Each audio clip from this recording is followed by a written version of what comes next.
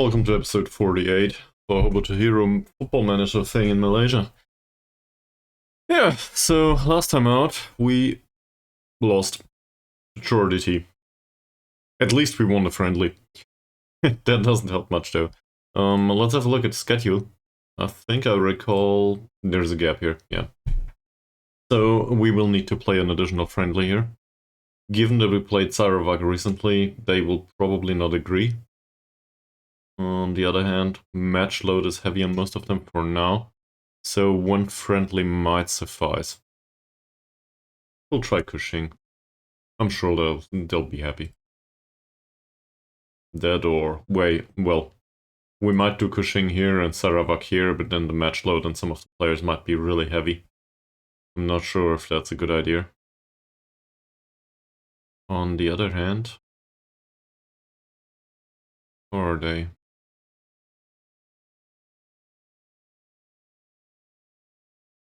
Lacking fitness.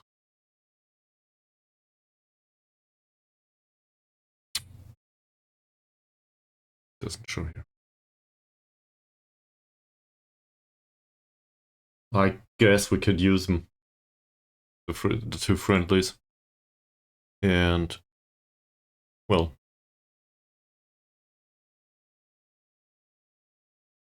just, I'm confused. Just utilize them to increase sharpness, really. Those players that need it. So, say we play Cushing over here somewhere. If we find a spot where Cushing is available, which we don't.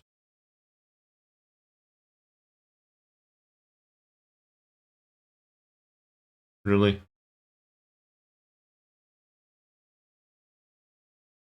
I never quite understood how this menu works.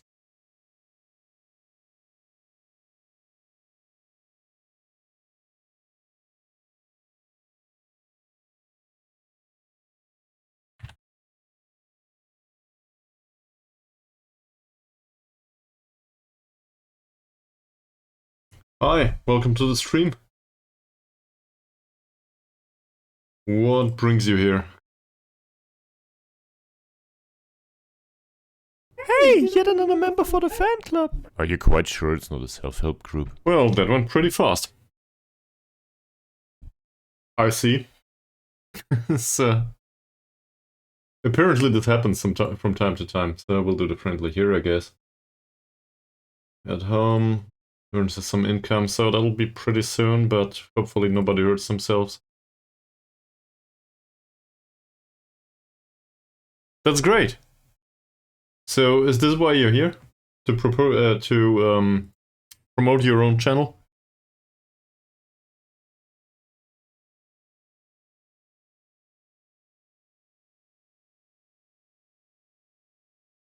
Where do we do with the other one?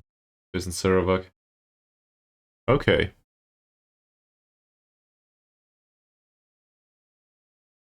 So, what brings you here? It probably wasn't the appealing face, so I don't know. Is it Football Manager? Do you stream Football Manager too? Do you have a save? Or what is it you play? Alright, two friendlies. So that means this all needs to go.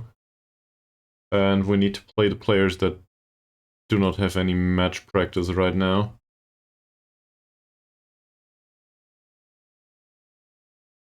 There's a bunch of them. So that shouldn't be much of a concern.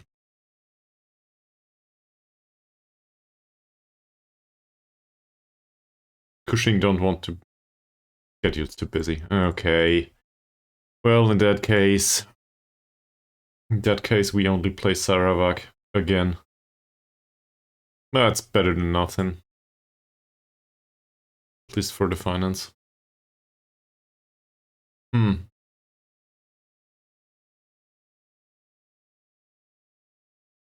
We might include one of the smaller ones here. For good measure. I don't know, those. Doesn't matter much. So this won't earn us any money, but at least it will keep the players sharp. And we absolutely need that. The next really important match is Perak. And looking at their player base, that's not good. That's better. Looking at their players, it seems like some of them have problems with sharpness, so that's good for us.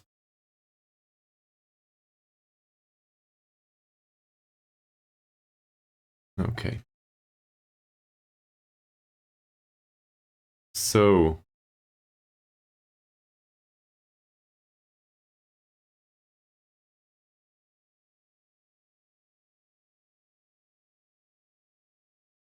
this is a bit different, I think. We will not train that much here, but it seems like the recovery is included automatically here. We'll just take off the overall training here, do a match review instead, and that should be fine. Maybe take away the penalties here. Do a recovery session on top. And that routine session can go away too. We'll do some match preparation, I guess tactics too. Doesn't matter much. This seems reasonable, I think. Alright. So we didn't give the players feedback for last match. Might as well do that. Or some feedback overall, I guess. Okay. So, first of all, what? Oh, that's the draw for the cup. Okay. First of all, elbow check still, you train well. This is a positive. Then we might also mention you had 7 shots and you didn't hit the back of the net. So I guess we can criticize your finishing here. This is not good enough. Alright. 10 out of 18 headers isn't bad, so our concept worked in general. It wasn't that fantastic, but it worked somewhat. 7.20 is a decent form. Don't want to comment on that. Bakrula didn't play, if I recall correctly. His morale is really bad, though. Well.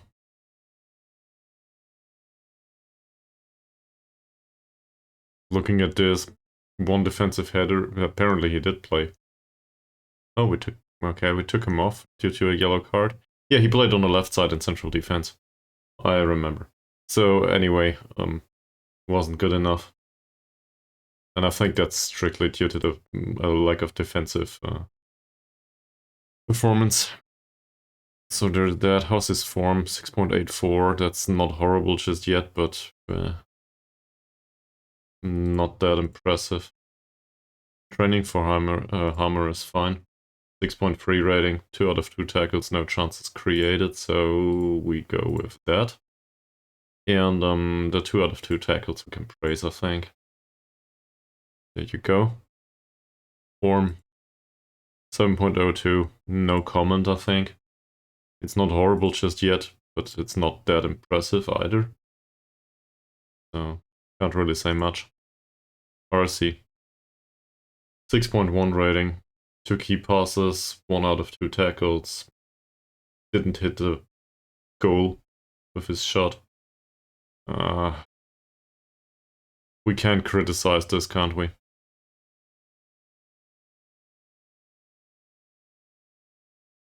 Okay, apparently he thinks he plays good football. Well, he had 2 key passes, so maybe that's that. But in general, I think this is not good enough as a rating. 2 assists, 0 goals recently. Form isn't that impressive. On the other hand, I don't know what to say about this. So I'll leave it at that. Jeffrey trains really well, so I guess I mistook him for Fakrula. He came on in minute 66, so we left Safri at home, which means, yeah. I probably remember yesterday's stream and not today's. So there's that. Okay. What else is there to say? Good passing overall. Defensively, he's been bad. Can we praise his passing at all? Sure. We can. Defensively, though, not that impressive. He didn't have a single header. Okay. That went well. 6.8 rating is not... It's not horrible enough to warn him about it, I think. Yeah, no, I don't want to talk about the conduct with anyone, really. Carrier trains well. He does develop well. That's very positive. I don't know where this is coming from, but sure. Great. The lack of pace is still concerning. Maybe we should focus on the mentals, I'm not so sure. Let me know if you have any opinions on that. So, what do we do with him? Well, we can't comment on the training. The 6.2 rating last time out was really bad. So, I guess we can criticize his defensive performance. We also conceded a ton.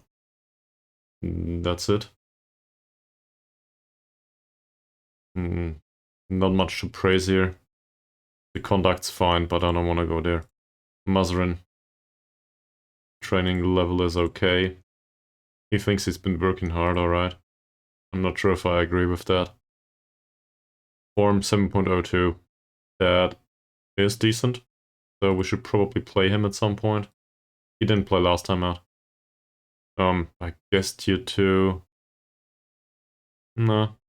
His medical history cleared up. McManamy did play, if I recall correctly. Yeah. Came on, didn't really create much. Passing was fine. But that's about it. Okay. No use talking about his conduct, as we said, and I think this is okay. So, he trains well. It's all fine. There is no progress whatsoever since we signed him there. Quite contrary to what we're used to with him. Well, that was bound to happen at some point. But we'll see. He's young enough. He's 21. So, hopefully, there will be some development in him at some point. Form 6.9. 1 assist in 5 matches. That's not great. Modarix didn't play. Not much to say here. We'll just move forward. Mod Jalil, on the other hand, did, and he conceded 12 goals in the recent matches, so we will criticize his form again. That's not good enough.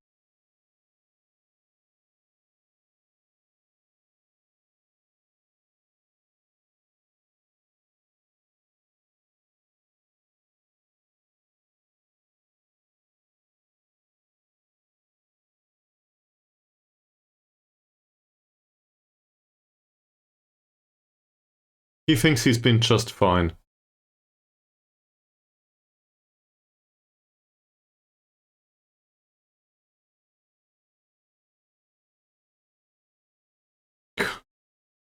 Okay. Well, I guess he won't play next match. 29 out of 29 passes is good though. No, he didn't make great saves. We'll criticize this, he conceded 4.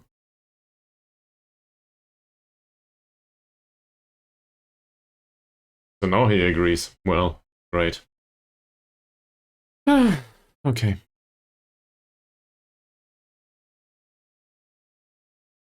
I don't know what got into me to sign this guy as a first goalkeeper. Nazarudin, 6.9. That's okay-ish. Not much to say here. Or is there?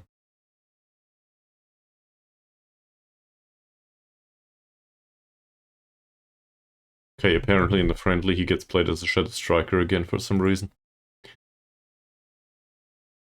Well, why not?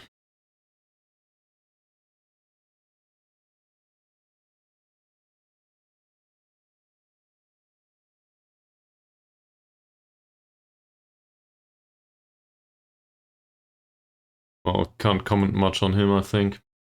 Training rating is okay, so we'll do that. There's no development whatsoever that we can praise. Rosti. At least he trains well. But this is a horrible performance. I guess we will criticize the lack of creativity here, as always. Because the passing's fine, tackling's good. So at least he got that going for him, which is nice. That's it.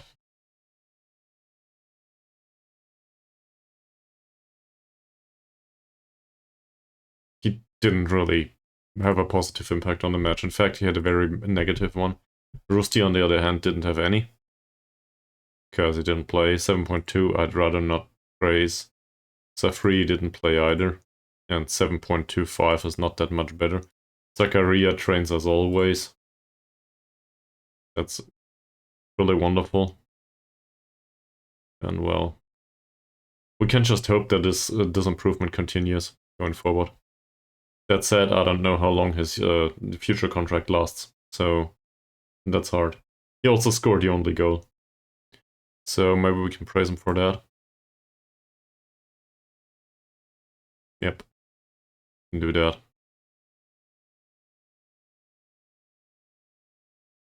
I'd rather not praise his conduct anymore. We had a discussion lately about that. No use talking to summary. This is okay. The development, though, is concerning. Hey, Mies, welcome back to the stream.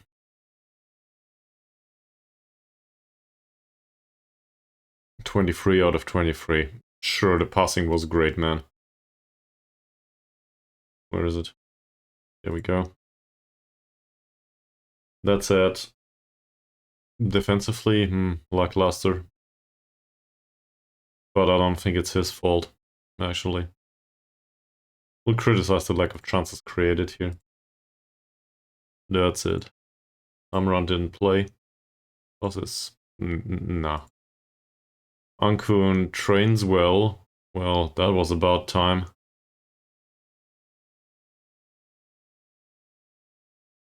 Two out of 2 tackles, 1 chance created. I can't really be pissed about it, can I?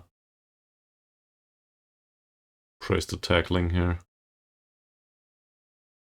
The rest of it, though, bah. Asamuddin came on. He had 4 whole passes.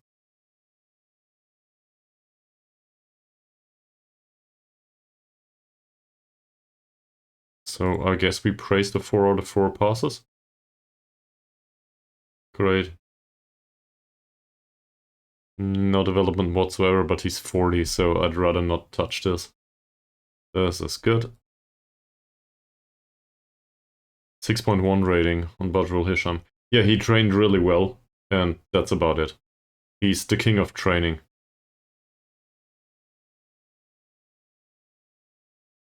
So I did also do something off stream, just to mention this.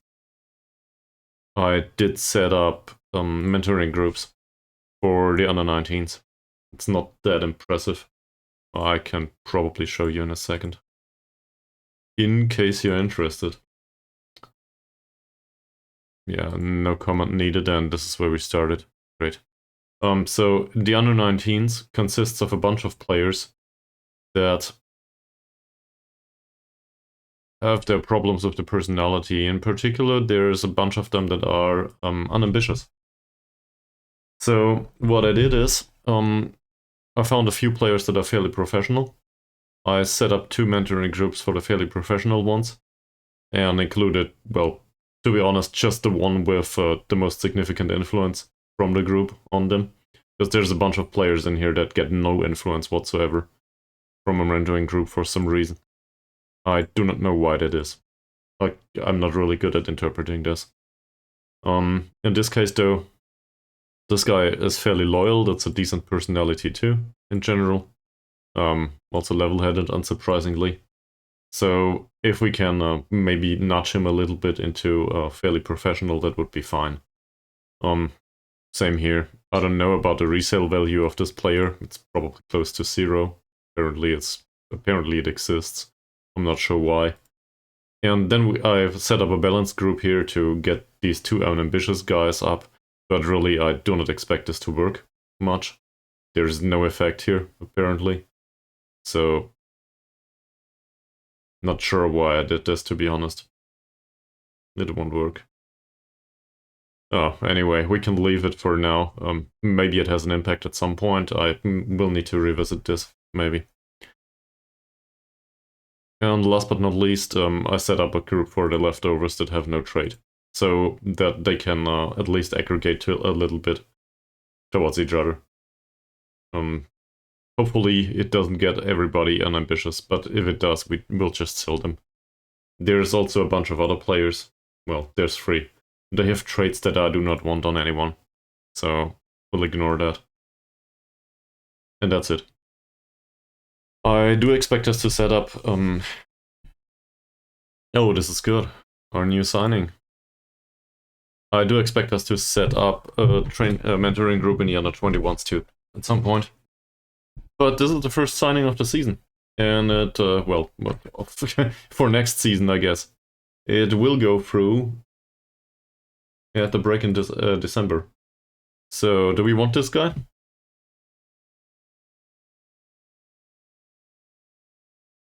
He is considered to be either a right winger or maybe a shadow striker. You said we don't want him, but he's resolute, and I offered him a contract. He's also from India. And highly susceptible to injury. So, yeah. You don't want him, I want him though. And I think the reason is very simple. I want to reshape the personality of the squad. And I think we can use him. He probably has good development in him. So maybe I can convince you long-term, Mies. Don't know. That or this will be the next Moody. But at least... Where's the transfer value? Here, so we pay him 75 euros a week. This is basically minimum wage.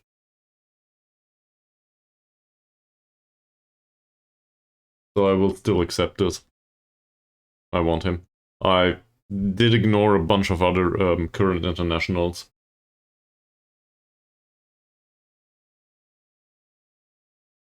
Can we allow a trial until...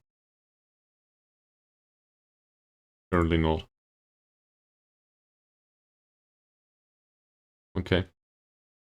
That doesn't matter. Right. We will play a few friendlies too here.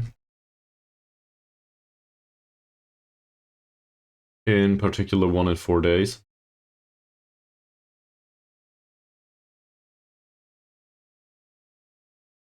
So we'll let him play for a while.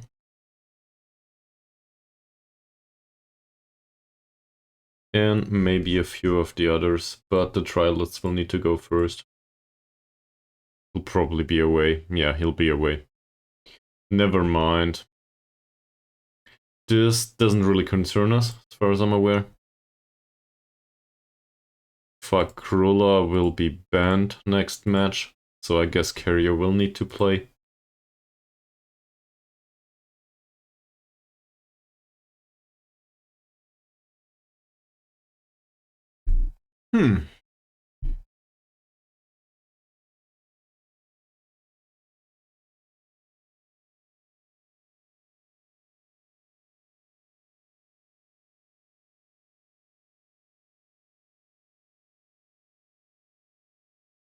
Bunch of trials finished. I think there was nobody else in that bunch of current, well, I guess it's current internationals.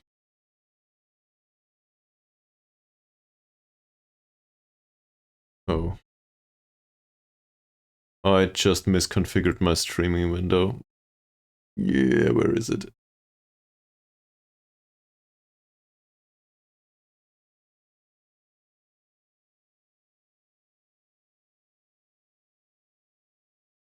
Great.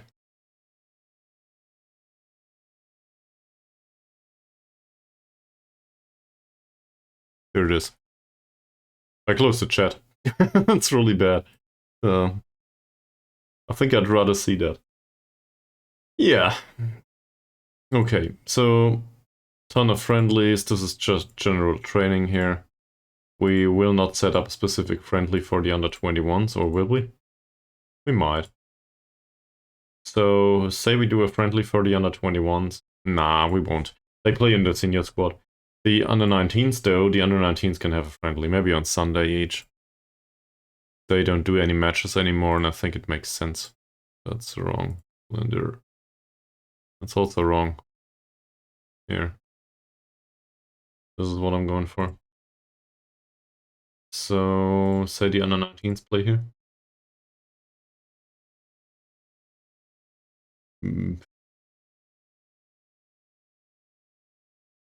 Sure. Let Thomas come over for a visit.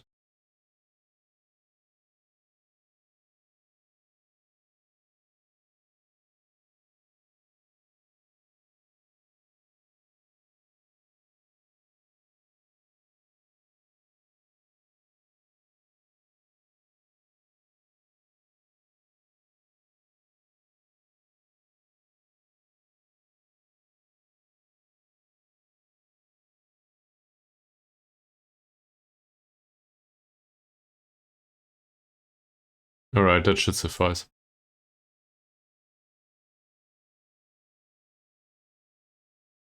Okay.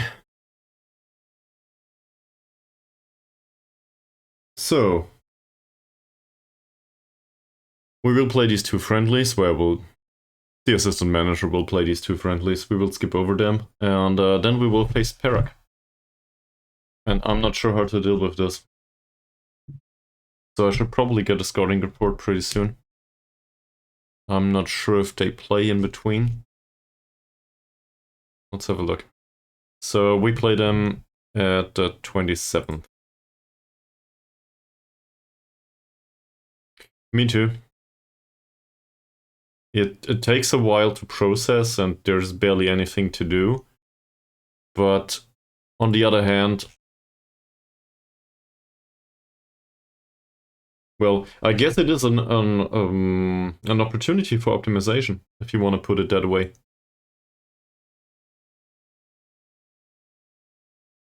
So what kind of formation do we need against Perak? We should focus on that. Perak play... How do they play? Tiki-taka 4-4-2. Great. Currently Roslan will be banned.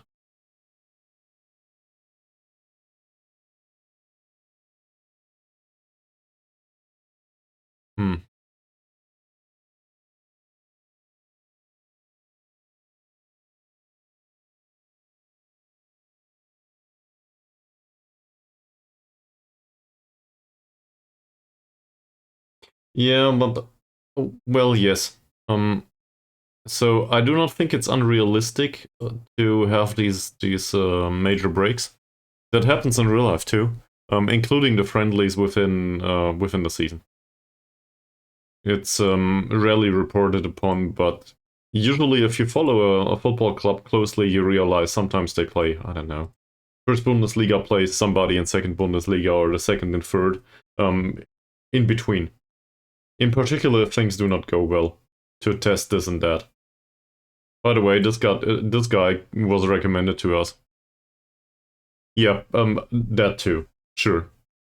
That's true. So I do not have a strong opinion on that either. He's on the... That's true, yes. Welcome back to the stream, sir. This sticker is readable all of a sudden. I guess that's a positive. So how the hell do we get a team report here?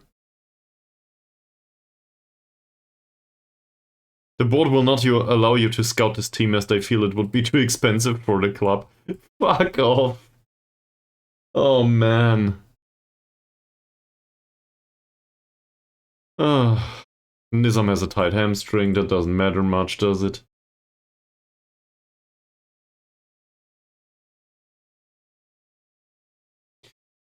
So, I don't care about this.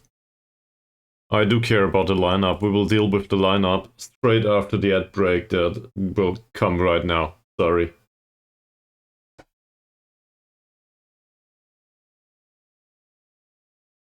I'll use this ad break to get some coke.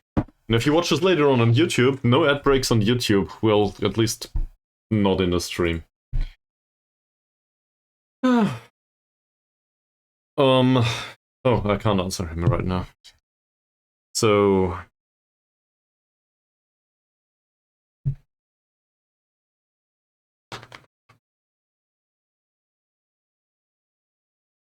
let's wait a few seconds. That should do it. At least if the ad break goes exactly 30 seconds. Anyway, you did miss, well, let me think about it. So you missed today's stream in the morning, whatever time that is at your place.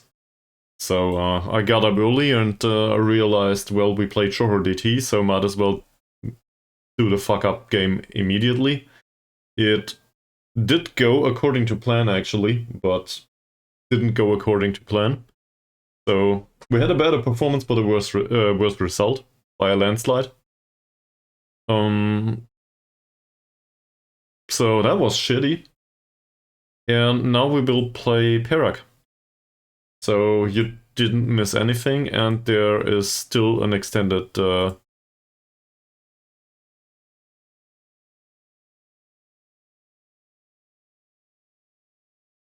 I'm sorry.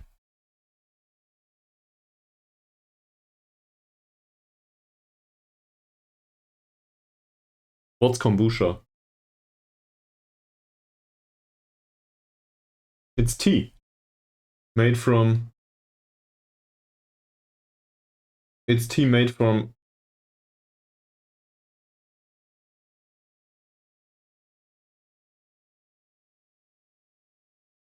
okay, I don't know.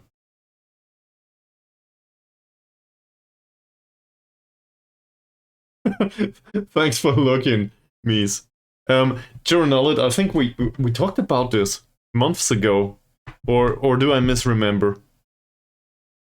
I'm not sure. Maybe I confused this.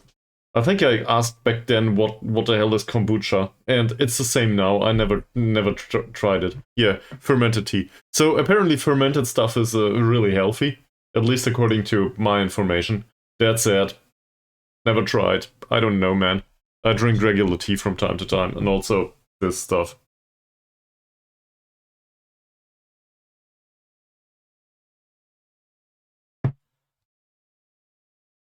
So, I'm entirely unqualified to answer that.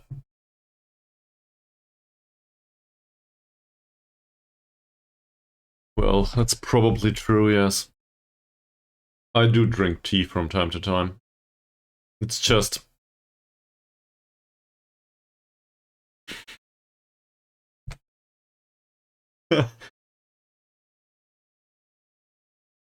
What? What are you going on about again? We play him as an attacking midfielder specifically. Are you kidding me?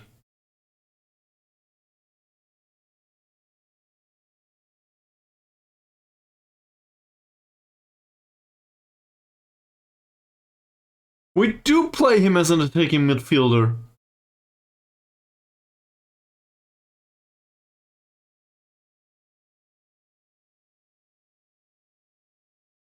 Alright, I'll take care of it. Fuck off.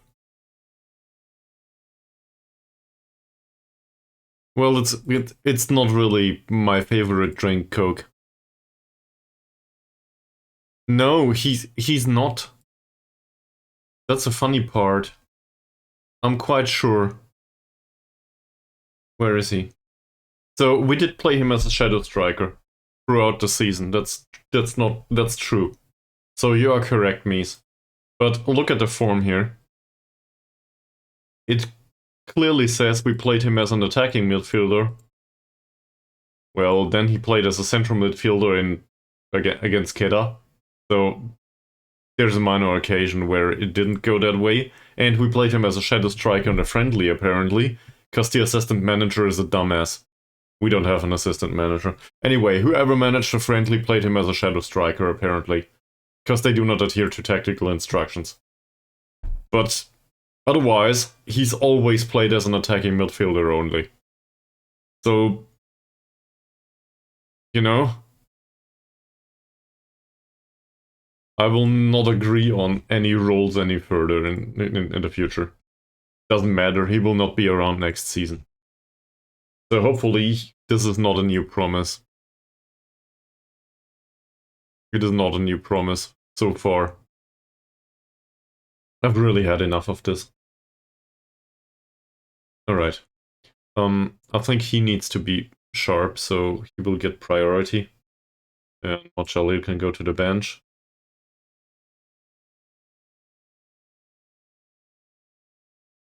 But it is! That's the funny part. Look at that. It is.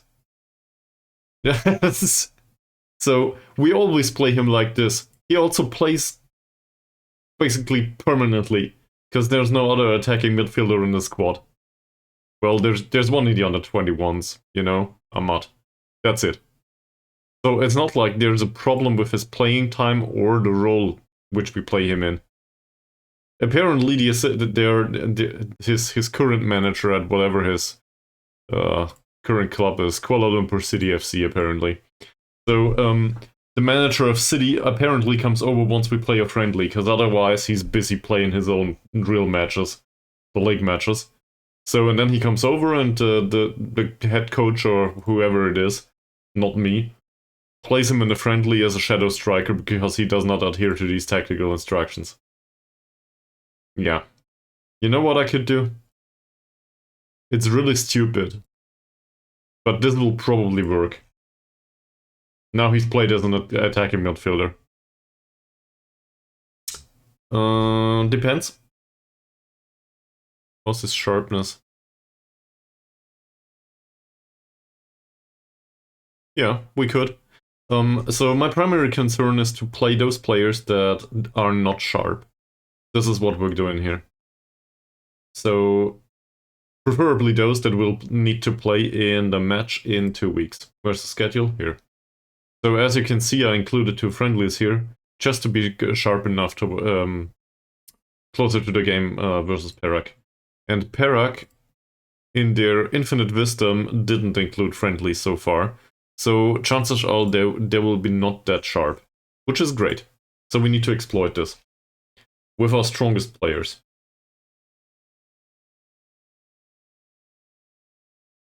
As a result, people like Zamri, for example, will probably not play. Because, well, he returns from injury, so I don't know. Hammer is sharp, so no use playing him. I guess that makes Baru the optimal target here. And Baru should take priority to Costa da Lima, what's his name? Carlos da Costa Lima. So, close. But, good try. I wouldn't remember his name either. Carlos da Costa Lima. Mies, you will not crash out of the cup. And also, there's always a second opportunity. It's called the Challenge Cup, and you automatically qualify for the quarterfinal, at least in Malaysia. Or, as it's less formally known with us, the Losers Cup. So, whatever Johor DT do there, there's always the Losers Cup. Megamenemy needs to play, Rusty needs to play. Rosti as well as, where's Mazrin? Mazrin needs the playing time even more. Zakaria doesn't. Ankun could use the playing time. RC. So in attacking midfield, this is not what Chernobyl wanted. I'm sorry, man. But in attacking midfield, I feel like we can play the youngster. That makes sense. He also trains as a central midfielder right now, and I have no idea why. With 6 or more pace. They probably have. Not to disappoint you, but I think they are not that slow over there in China.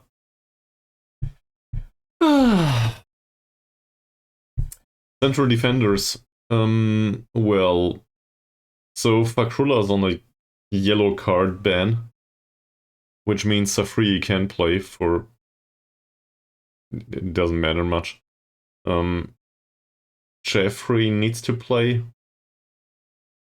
Carrier doesn't. So we'll do it this way. Right back. Hisham as well as Nizam's on a minor injury, so I guess Badrul Hisham plays. That's it. The rest of the squad I don't care about, do I? They'll play them, but whatever. They play somebody.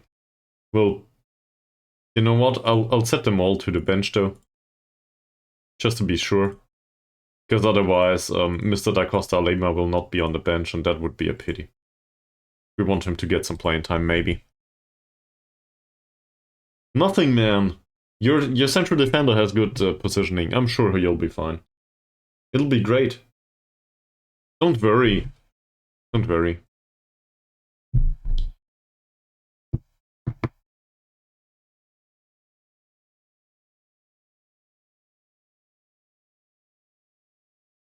I didn't have a look yet.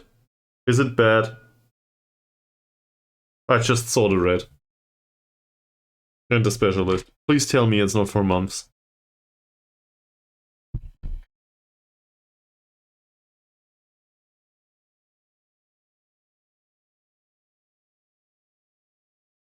Holy fuck, it's a lower back stress fracture.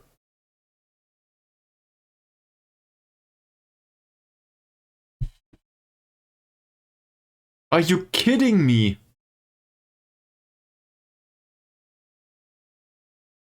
This is why we do aerial training for him.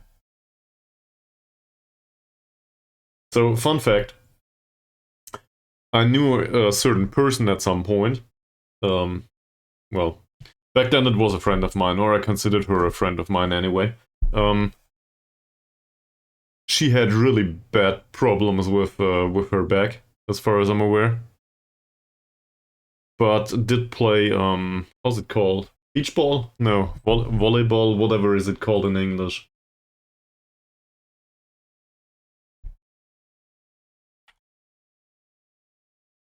Volleyball, apparently. Okay. Yeah, I think so, yes. The whole, I don't know, 50 euros or whatever it brings in once they play at our place. Because once we play at our place, there's nothing to be gained there. Well, not much anyway. So yes, I think it was 50-50. We gave him half of nothing. It's fair. We will send him to a specialist, won't we? RC, he's our player. So maybe we can get rid of this. Yes, yeah, I realize. That's half of basically close to 0. You know what? I will have a look. Hopefully the game doesn't crash. Let's save this for a second. This menu here is well, I have my doubts about it these days. So please bear with me. There's the supporters, the last match. We had a home attendance of 365, and they brought a whopping 292 players along. So, not players. Well, supporters. So as a result, it was better than the regular matches, but by no means comparable to whatever we had when we played at their place. I'm not sure how it goes in the next in the other cup. Where is it? So this all was with Selangor, right? The stuff we're talking about right now. So forget about what I just said with Johor DT. That's bullshit. But as you can see here, there were 337 people as we played Selangor FC. So this is our supporters. And I don't know, 1 or 2 might have made a trip by boat or whatever. So that doesn't matter. And apparently Johor DT for the league match brings some people over. I guess their supporters have the money. Who could have known? But I have no idea how it is done in the Losers Cup. And I do not think it is part of the rules here. Like, it probably doesn't say here. Financial stuff thingy. So as a result, we will need to wait.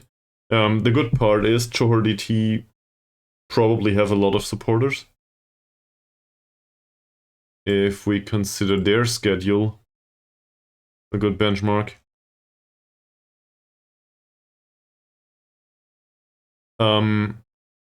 We had a look back then at finances. So this is just a guesstimate. And I think I put it into the Discord like this. But well, it shows here. It's a little hard to guess, but you can see it still here. We earned 35k in that month. And the only difference to other months was that, well, we had the cup match there. The home match with Selangor FC. So, well, their place. And still we earned a ton of money. But we brought one supporter along. So, that's it. That's just a guesstimate though. So obviously we would earn a ton of money if we played more cup matches, but we got thrown out of the cup. But it is not due to prize money or anything, it's just the supporters that come into the stadium, and I guess it's a 50-50 share. Whoever comes into the stadium though. So given that our supporters do not contribute, not really, doesn't matter, not in a significant manner. I assume we basically were bloodsuckers. Let's be honest about it. This should probably be scouted. Because why not? Penang won. I mean, it's a cup, so I don't care, but... Okay.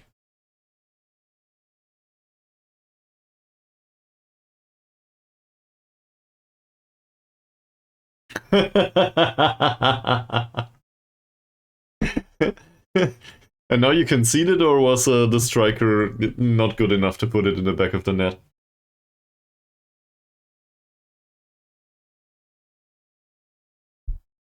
He thinks the individual training is not beneficial. Which reminds me, we should probably look into this. We have the time, right? Where's happiness? He is unhappy with the standard of the technical training.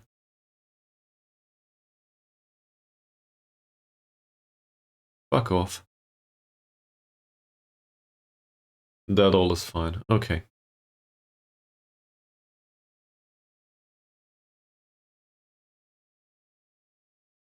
Well, he's a box-to-box die.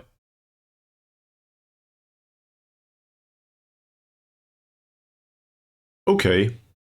As long as it works. We should put him on attacking movement training. I do not necessarily agree, but sure. If you think so. We'll do that. Oh, apparently there's no composure needed as a winger. Okay. Not sure if I agree. And him, well, he's now accomplished as a central attacking midfielder. It's a central midfielder on attack duty, whatever. You don't need one. You'll just leave the club. Just like every other one of these managers that came prior to you. So I don't know what's the name of your manager. It's probably Mies. Honest question, is the number after your name by accident? Is this the number of copied managers that you created to remanage the Chinese club Evergrande after you got fired? Sometimes it feels that way. Okay, never mind. Then I'm not interested in the exact interpretation of the number. It might be something personal. You gotta be kidding me.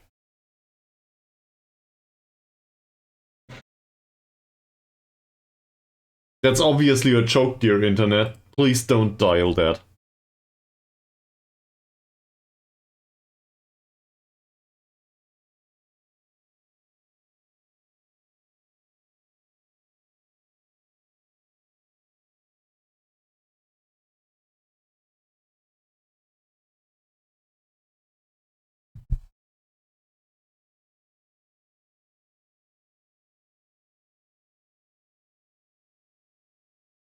The stuff with the copy of the manager. Don't worry, man. As long as you're having fun.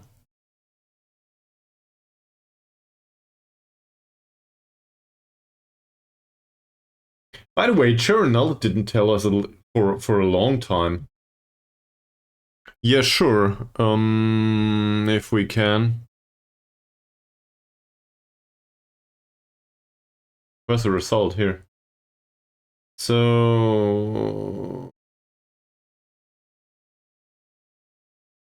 we can only watch the highlights and stuff. I guess we can. Can we skip? No, there should be a report somewhere. Did we seriously not even send this? Player statistics. This should suffice, shouldn't it? Okay. So that's really hard to see here. I will read it. What are you going for, Charnalet? Whom are we looking at? So Shin Seo-sum was subbed off in minute 74. Badrul Hisham played 70 minutes. Jeffrey played the entire match. Safri played 65. Mazrin 74. Baru 70. Ahmad played 65. McManamy 65. Christopher 80. Rusty played through. Azamuddin 62. Fakrullah didn't play. Modaris didn't play. And Amr didn't play. Ankun didn't play. Amran didn't play, so we do not care about that. But most of them played for at least 20 minutes. So I'm not that concerned. It seems reasonable. Did you want to have a look at somebody in particular? Da Costa Lima played for 20 minutes, plus stoppage time, for example.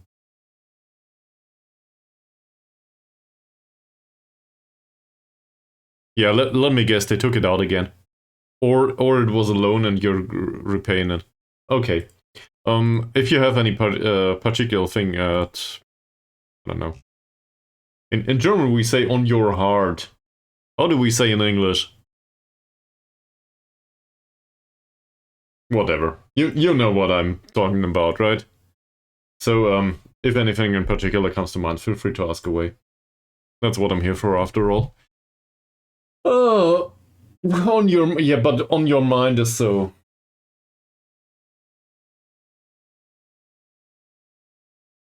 English is very rational with that. In German, we have it on our heart. It's much more emotional.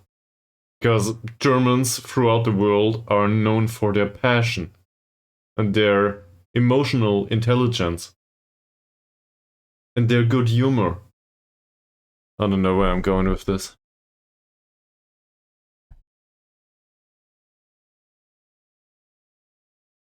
I should try acting at some point. And I don't know, is there a category below C movie? I should do something like this. At least they train well. That's good. Fuck off, man!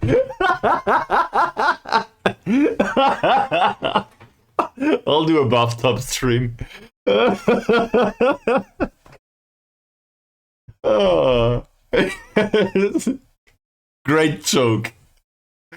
Really great joke. Much obliged. This is made my evening. I didn't expect that.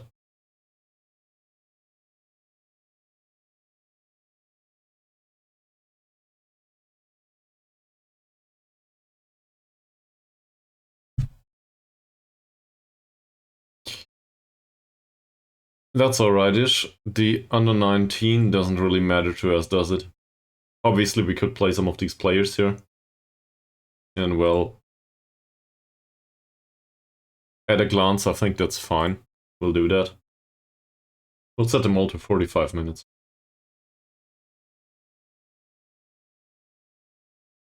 Once we get there. Okay. No, it's hung up. Great.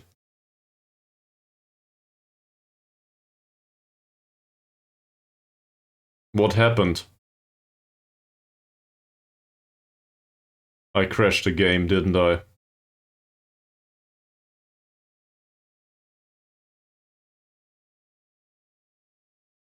Sure, okay. We will ignore this. This never happened. This is what I bought new hardware for. Thanks, FM.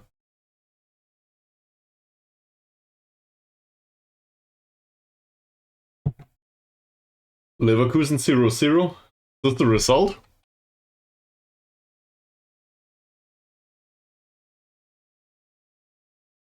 I didn't watch it.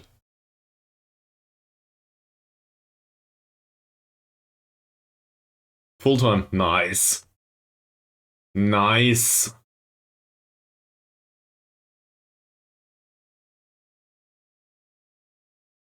Great. You can rely on Gladbach after all. Now, if only Bayern had lost.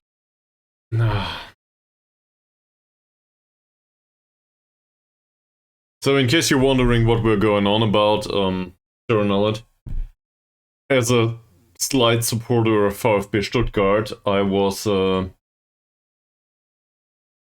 graced with quite a display today.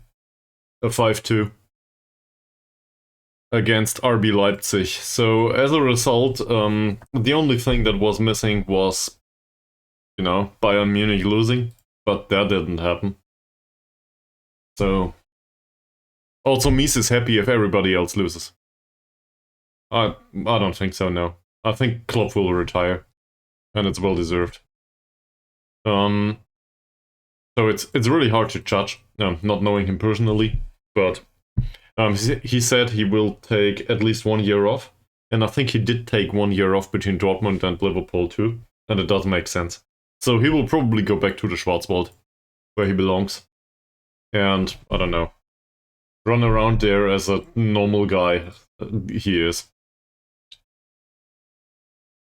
I don't know. Maybe visit Christian Streich or something. At least that's what I expect. And to be honest, I have no idea what Jurgen Klopp will do next. Because I think there was a statement he will not manage in England again. Because he wouldn't want to face Liverpool. That makes sense. So, I don't know. Would he manage in Germany again? Not sure. I can't really see him doing Bayern Munich. That there was always this discussion about this, but it doesn't make sense. Jurgen Klopp is definitely not the one to manage random stuff like RB Leipzig. So sorry if there's any Leipzig fan out there looking at this at some point, but Klopp is not the one for you. That doesn't make sense. So what's left in Germany? Not much. Spain or something? I don't know. Not sure if Klopp would go there. I think the last time it was mentioned, prior to going to Liverpool, all 3 Leipzig fans watched it. There were like 1,000 in Stuttgart. 1,500 Leipzig fans went to Stuttgart. That's a lot, man. That must have been all of them. The rest of them probably stayed at home, where it's not fair. Not everybody in Eastern Germany is a right-wing dumbass. But whatever. In particular, not in Leipzig, I think. So, yeah. But still, some of them traveled to Stuttgart. That's fine. Alright, we will have a look at the youth intake. Sadly though, Twitch reminds me that I need to press a button, so I will do that. Sorry guys. Feel free to take a walk or whatever.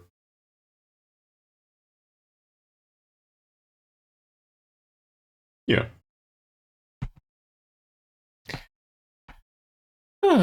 Okay.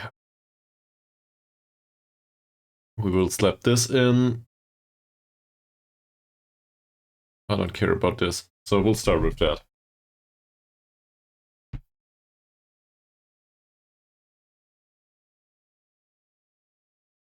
Perak have 2 matches left?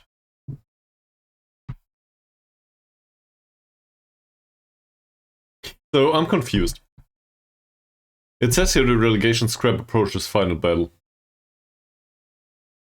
As far as I'm aware, we have Perak, Kuching, Selangor, Penang, and Kelantan. So 5.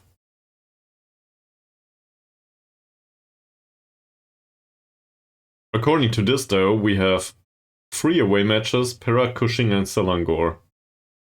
The last 2 matches do not get mentioned. And it seems like Perak have 2 only. For some reason.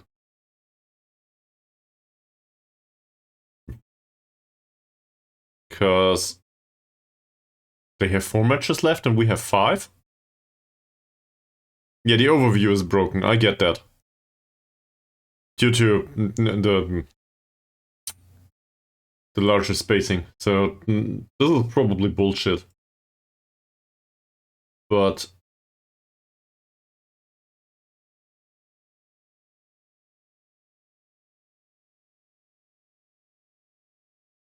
do Perak have a game in... well, do we have a game in hand? Yeah. In comparison to Perak, we do. Also, we went down. So that's a 7-point gap now. But Penang still have a game. Well, but whatever. Theoretically, we have a game in hand now.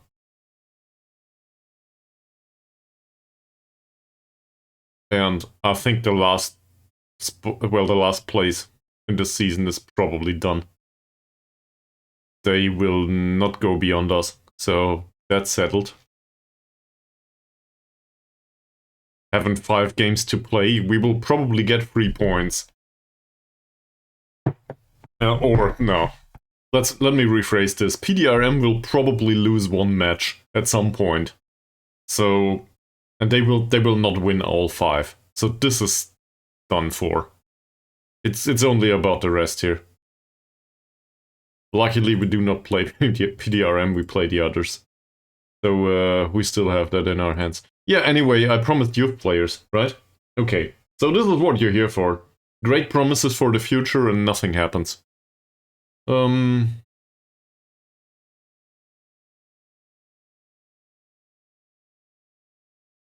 Yeah. Yeah, more or less. It took me a while to understand what you were saying, but yes. That's correct. I think so. And to be frank, Kuching as well as us, if we win 1 match here, we're basically done. Like, not mathematically done, but it's very close. We do have a little problem with the goal difference, though. We are rock bottom in that comparison. We did concede a lot. Also, according to the schedule, Perak is away, Kuching is away, Selangor is away, Penang is at home, and Kelantan is away. So we'll do this. Fuck everything, we will shut up shop, and it will be really, really ugly. But I do not care. Which also means we can play Amat, actually. So we have a free kick taker on the pitch. That wouldn't be too bad. You know, everybody loves me playing youngsters. Speaking of youngsters... Okay, let's have a look at this. He's a fickle defensive midfielder that has no strength. It doesn't matter, man. Sure. I did set this to very defensive to get knowledge about an additional role, though. So we can set it up in the game window. I will leave it like this. This is basically our this is our do not concede formation for the last 10 minutes. At least that's what I'm going for here. So I will keep this on very defensive, but if you look at it here, it says balanced now.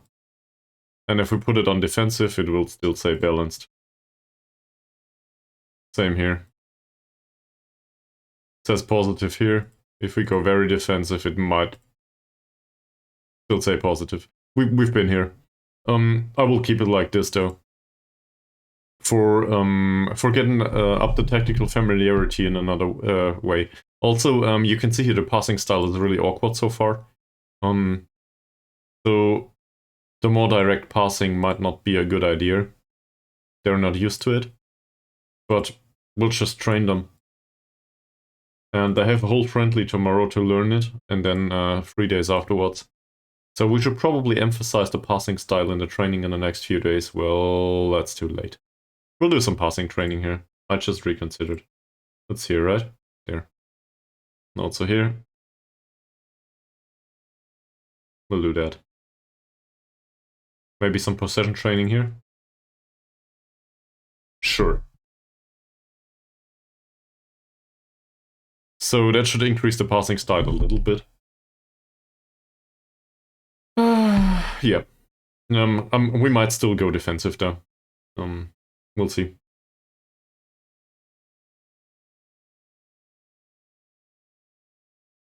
And in my defense, we did have the better chances against Johor DT once we switched to this formation. So, I don't care. That is too... Jafar has a double hernia. How old is he? 17. I need to Google this. What's a double hernia again? I knew this.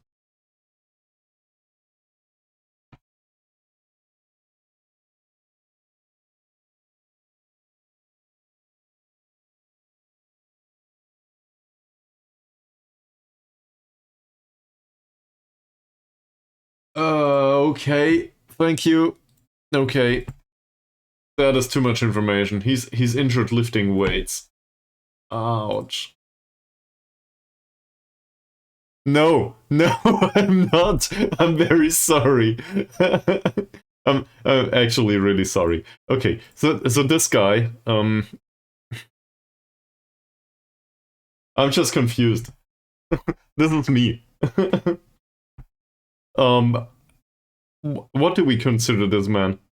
Probably a playmaker-ish type, right? He has the technicals. He has good balance. That's not too bad. Decision making's fine. Composure is a bit low, but that's to be expected with a youth player. He's also fickle. And no consistency whatsoever. And a bit small, but that's alright.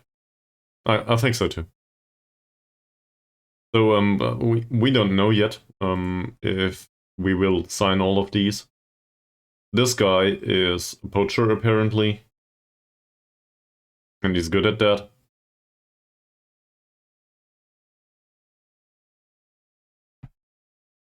I do like the personality here. That's good. Medical report is decent.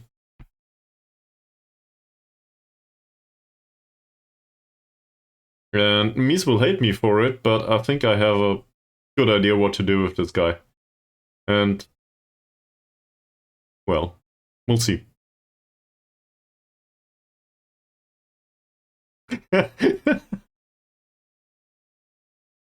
I will not comment on that.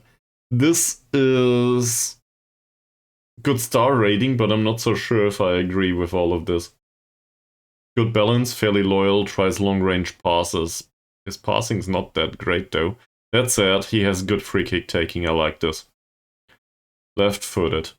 Can't dribble, he knows how to take corners. Vision's bad. This is rubbish for sure.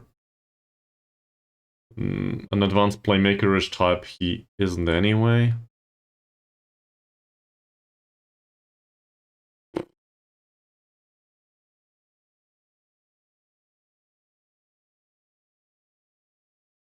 Yeah, no, it's also the form, and there's some randomness to it, obviously, due to the low skill of our players.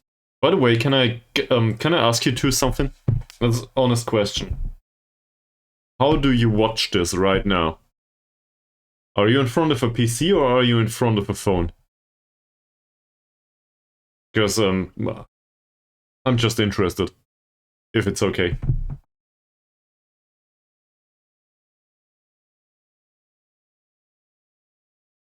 Okay. If he has 2 legs. Apparently he has 2 legs. Laptop. Alright. Thanks, man. And also thanks to you, Geronada. That's good to know. I was told that, well, I wasn't told. I was informed by a YouTube content creator video that a ton of people watch stuff on their phones. And this is why all of the thumbnails need to include fonts that are really big and blah blah blah. So I was wondering if any of you watch this on their phones ever. Because this is probably the worst stream to watch on a phone that I can imagine, given that this is run in 1440p. And also at 60 Hz these days. Well, 60 FPS, whatever you run it at your PC then. That's not too bad. Could be worse. I also really like the natural fitness here. That's good.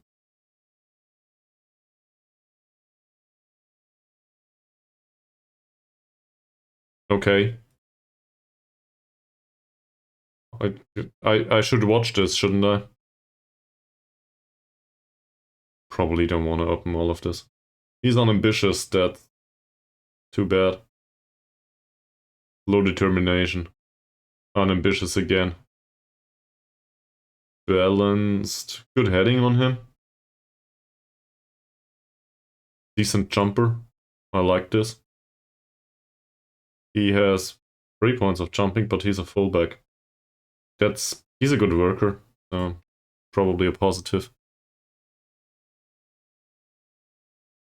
Roslan.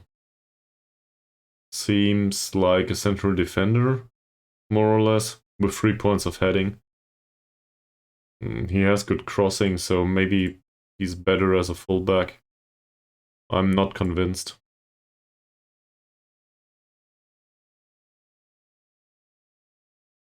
This one.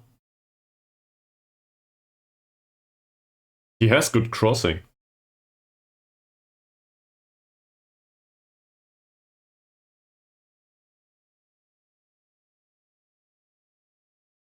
Yeah, Dicky 2.0. 2 idiots, 1 thought. So, he has a way worse personality though, so that'll not happen. Let's have a look at him too. Yeah, as a winger. I don't know. I'll have a look at this and then we will just sign everyone as always. I think there's resale value there, so but at least that's what I'm hoping for. We should probably calculate this at some point. So matches on Saturday, we will use the schedule. There's a ton of... Honestly, I don't care. Let's maybe take this out. Do overall session here and switch to 2 days. Maybe like this. Can we have additional recovery? Why? Why? So I guess we do it like this. Okay. Saving dialogue. You know what this means.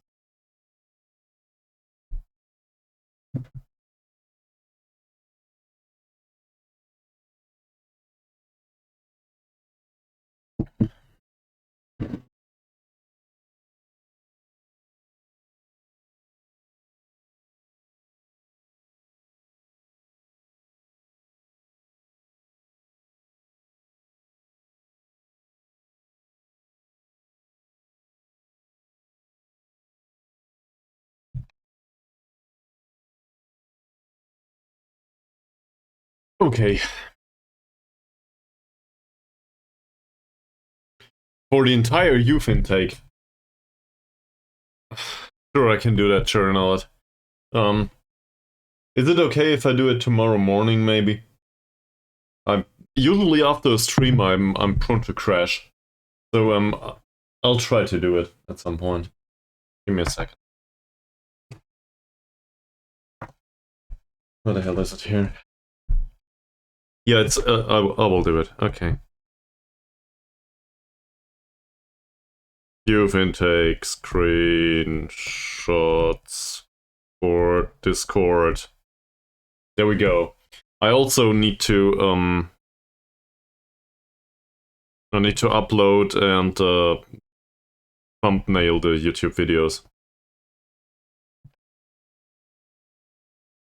I forgot that for like 4 episodes. Well, I guess I didn't forget it. I didn't want to do it. Anyway, this is Artur Nechayev. And he looks like he's a decent guy. He's also slightly overpaid, and we cannot really afford to have him here. Also, transfer business is done for now, so don't know why we talk about this. Thank you very much. Hi John, welcome back to the stream. Is this a sandwich, or is this just a bunch of beers? I can see the appeal there. The alcohol is bad, man. This is Twitch after all. Alcohol is really bad.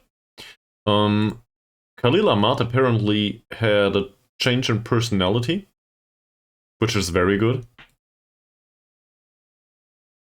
I will not glorify alcohol here. It's against the terms and conditions.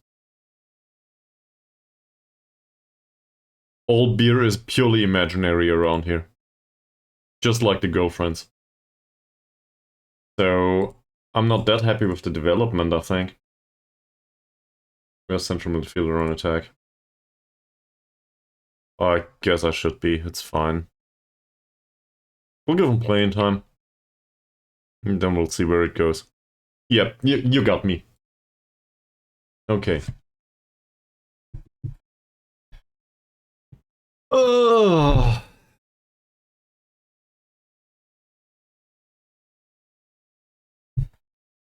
Alright, there's a friendly face in Sarawak. Is there anyone else here that needs to play?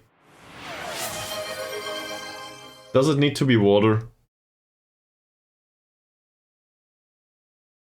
Needs to be water, right? He says I need to hydrate. And granted, drinking Coke all the time, even if it's Coke Zero, that's not good. So, this goes out to all of you, and in particular to Mies, for reminding me that I need to have a drink from time to time.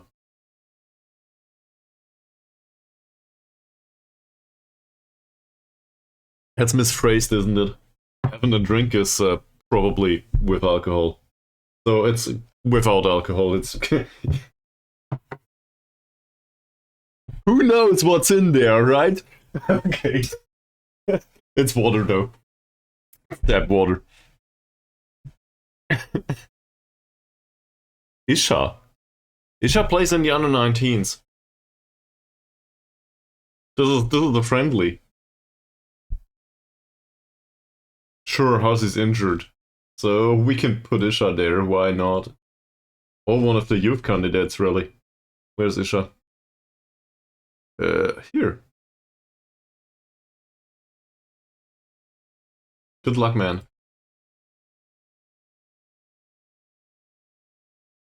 I hate injuries. A lower back stress fracture of all the things. That's really, really bad. Okay.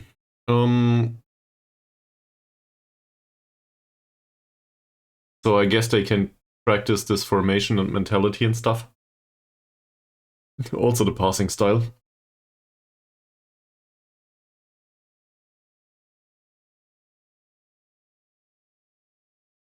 Yeah, well, we'll keep it that way. Right. I did drink water though.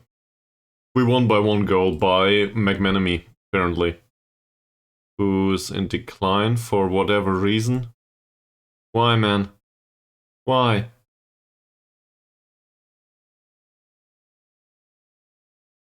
Okay. Well, that's a decent result though. They barely had any chances whatsoever. So, good practice. And now we will need to pull this off again, facing Perak FC. This time it matters though. So I guess this is the glorifying press thing to do. But if we win the match against Perak, we are very much golden. Then we will have them pushed straight into back into the relegation battle in case Penang win, or I don't know, whatever happens down there. But the difference in points will be big enough for us to hardly worry about it anymore. So this is a must win. If we win this, we're fine. If we lose, we're fucked. Well, not yet, but if we lose, it will be hard on us for the remainder of the season. Good question. Really, really, really good question. You are a very reasonable person. He's on a youth contract already.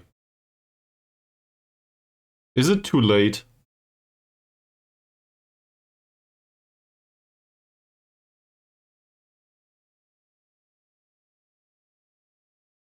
Yeah. Seems like it's too late.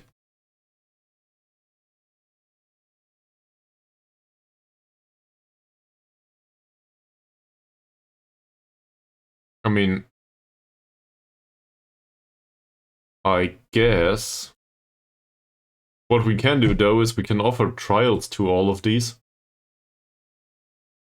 Slap them in the under 21s, because there's nothing going on there. And try to sort it out afterwards. There might be a professional player in this youth intake. So I might want to offer money for them actually. That could be an idea. And there's other clubs around here. Sabah, for example.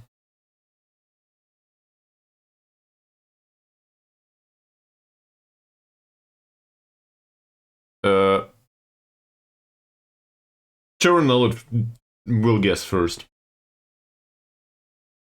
He's good at this. I'm not. These are all unregistered, so we will offer trials to these two. For whatever reason.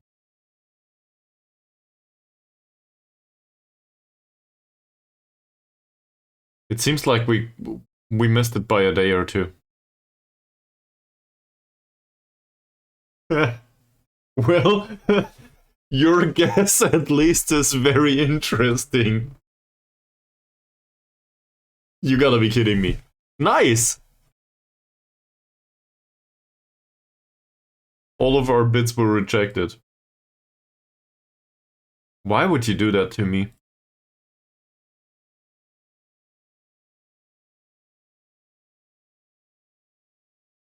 Umar doesn't like his individual training. Well, in that case, we'll take him off the individual training.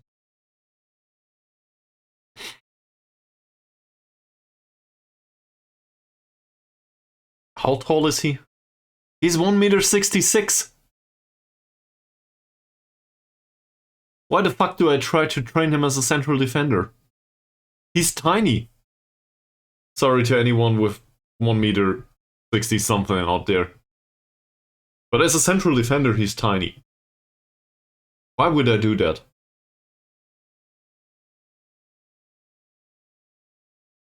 So he can't cross the ball. He has no acceleration whatsoever, and the dribbling skill is also very low. So he'll be ball-winning midfielder instead.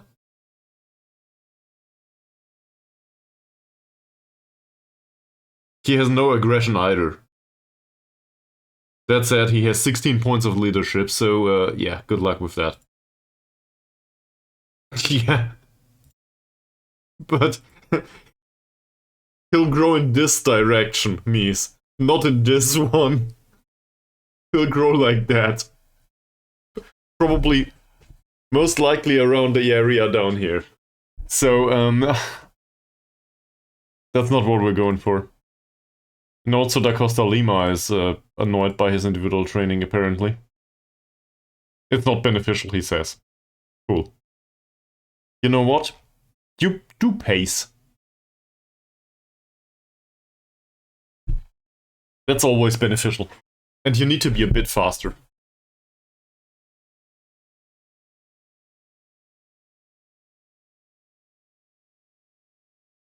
Isn't there a promise going on for loaning him out or something? I think I did something like this. Pleased to already see attempts made to loan him out. There's 150 days left. Transfer, offer via transfer room, loan him out. That's... Just pay his wages, please, but there's nobody around that could do that. Transfer window's closed. We tried, at least. So if nobody wants him, what can you do? This is what really matters. So, they will be tough to beat, it says. They play a tiki-taka style. Yeah. Basically, we know what we expect here, right?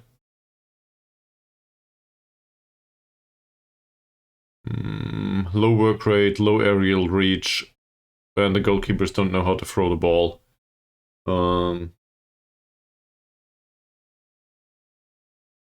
Well, Mies, try to make sure you get it over the finish line somehow. At least one of us needs to be successful, and I won't be the guy, so it's you. No. Nice menu, by the way. I configured it like this, it's my fault. Let's have a look at the strengths and weaknesses. So apparently they will be tough to beat, but for some reason they have a lot of weaknesses.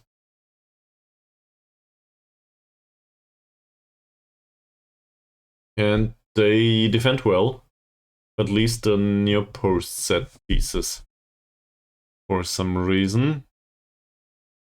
This guy's weak for a central defender. We can probably push him a little bit. And this guy doesn't know how to jump. He's also not that tall. So as a result, I think we stand a chance. Floating the crosses him to the elbow chuck still. This guy's also small. He has good crossing and the physicals are fine. Defensively, bit lacking.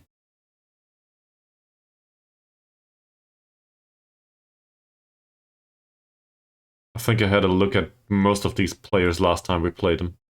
Did we win the last match or did we lose it?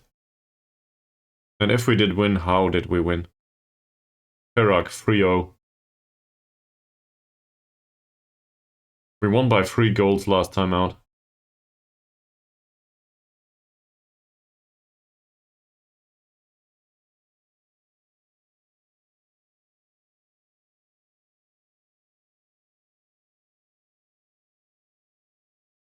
That was one of these ball control matches. We just held on to the ball, passed it around, and had 16 chances, and they had 8. So, but this time we're away from home. So I think we'll do it the other way. We'll try.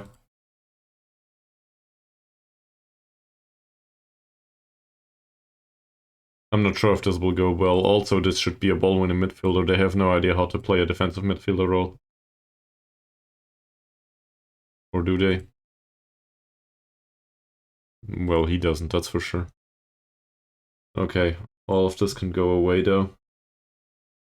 So, going back to the report.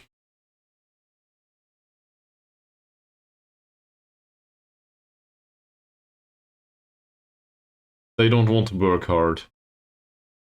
There's concerns about aerial reach. We just determined... Yeah, that's concerning, that's true. We just determined that their central defenders might have problems with jumping. So, float crosses, float him often. Cross communication on him. It's 8. One-on-ones is 4. So, put an emphasis on going through the middle.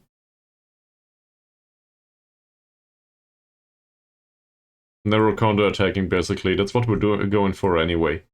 So I think that makes sense. We might get there. The passing style is really weird on them, though. Can we do maybe slightly more direct passing only? That's much better. Shall we go with this instead? I won't know. It will be determined by the rules anyway. A little bit. There's also one guy that's banned. That's not too bad. He's a good passer. So hopefully he'll be left out. Going back to the scouting report again. So he's banned. This is the one that will face our right winger. He goes forward whenever possible, knocks the ball past the opponent, and refrains from taking long shots. So I don't care about the last trait. He's an attacking-minded guy. His positioning is 8. He's their star player. Pace is 11, acceleration is 14. It would be a... How do we go back to this? He has work rate 7. It would be a real pity to pair him with somebody that has similar acceleration and pace but better work rate. Is there anyone around here that fits that description? His work rate is 8. Pace and acceleration is a bit lower, so that's not great. Hammer is probably slower. Never mind. But Hammer's work rate is also low. I don't like this. It depends a little bit on the match load going forward. And also on the training rating, I guess.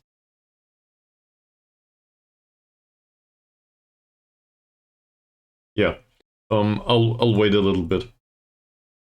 Until I determine who plays and who doesn't. Somebody might hurt themselves or whatever. Will we scout this? Sure, what though? We'll need to play Penang at some point, right? Cushing, Selangor, Penang. Cushing doesn't play, Selangor does, so I guess we scout this one. And... Oh. Is this today? Well, isn't this perfect? They need to play Cushing today. And 3 days later they need to play us. I'm not sure if I should be excited, so they will be more sharp, but in less good condition.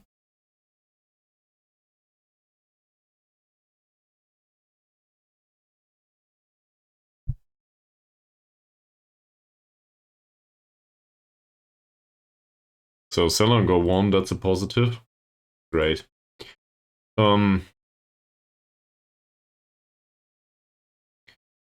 won against Sabah. This will be really, really close. If we don't win our match.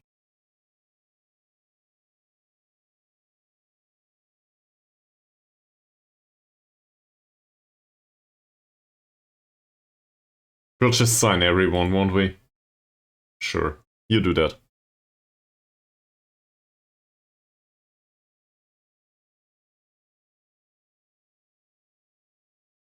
Perak won against Kuching.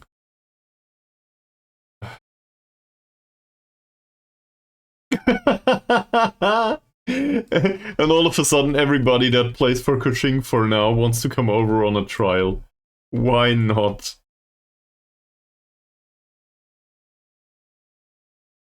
Cool.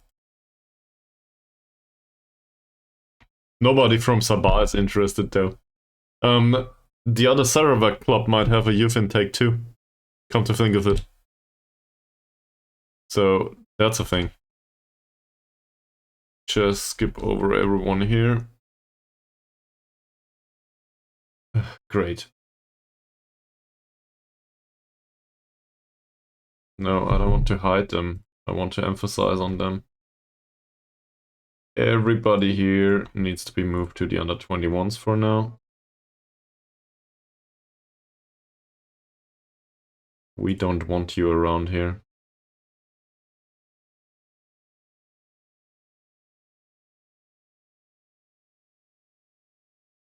There we go. Okay.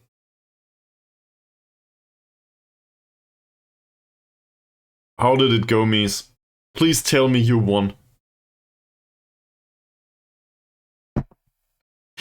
this is this is the generally known icon for happy little accident. What happened, man? Do I want to know?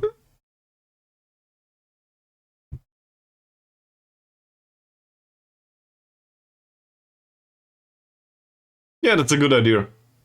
For sharpness in general, but also to evaluate the players. That is a good idea.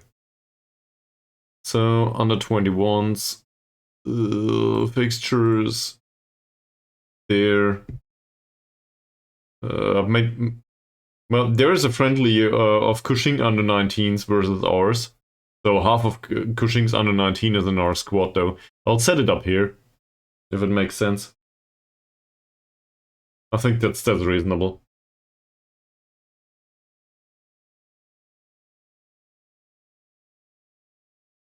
You're about to witness a penalty shootout. Well, penalty shootout is better than no chance whatsoever.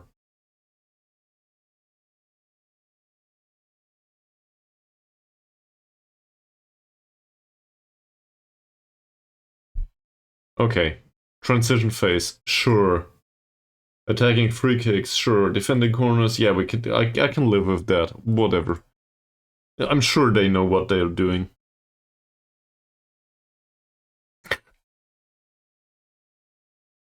Not sure what to say about this.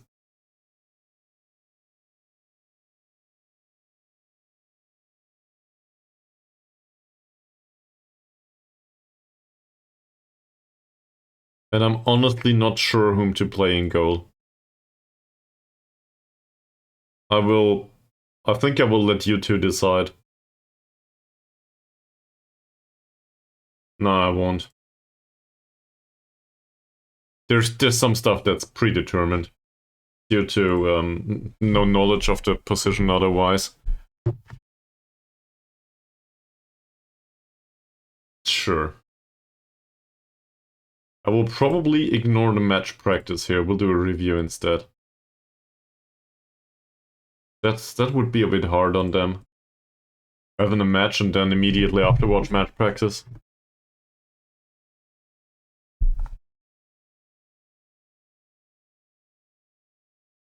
I forgot something. Yes. So, you didn't have your own youth intake? What's going on with you?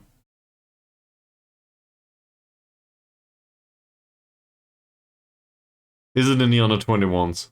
It's not. You barely have any players whatsoever.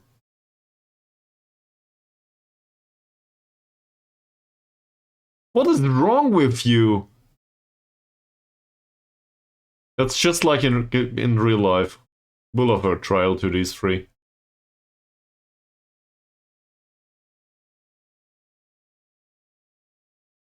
And we'll have a look at these two. For completeness sake.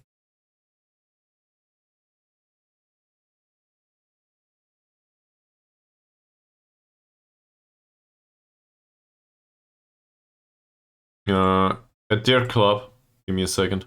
Facilities it is.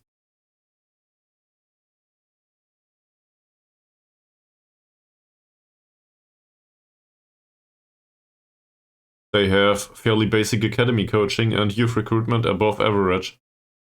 So they should have this. Right? This is it.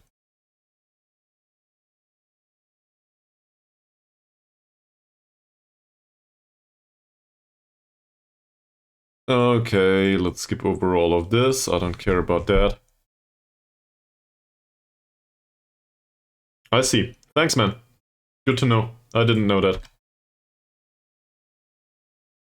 They don't want to come on a trial. Cool. Probably because they are not interested in playing professional football. For whatever reason. Coke's empty. This can't stand. Well, I will give it 5 minutes.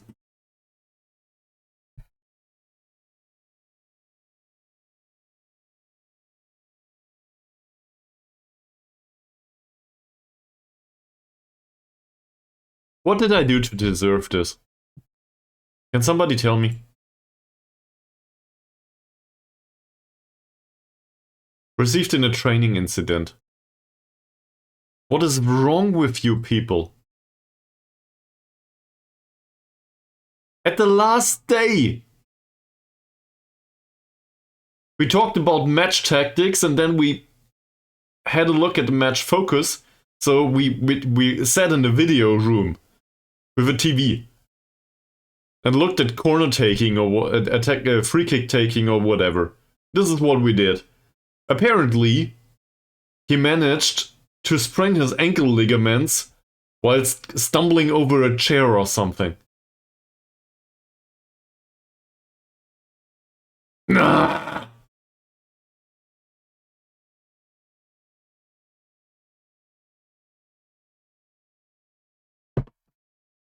We will, I don't know, the the room with the TV, the conference room, it will be, we will strap pillows to everything so that they don't hurt themselves anymore.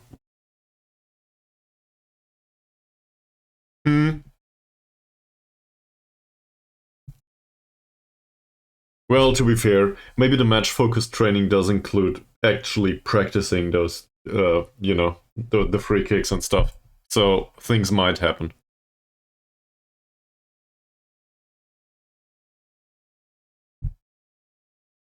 That's it. It's match day, so that means I can pick the team. Sarawak United down to bare bones. Thank you.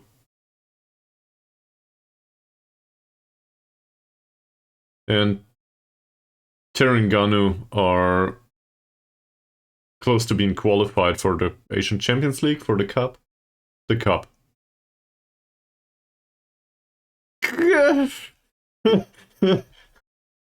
You know how they say in German, man soll den Tag nicht vorm Abend loben? So, I don't know, how do I translate this to English? Don't count your chickens just yet is the English way to put this, I think.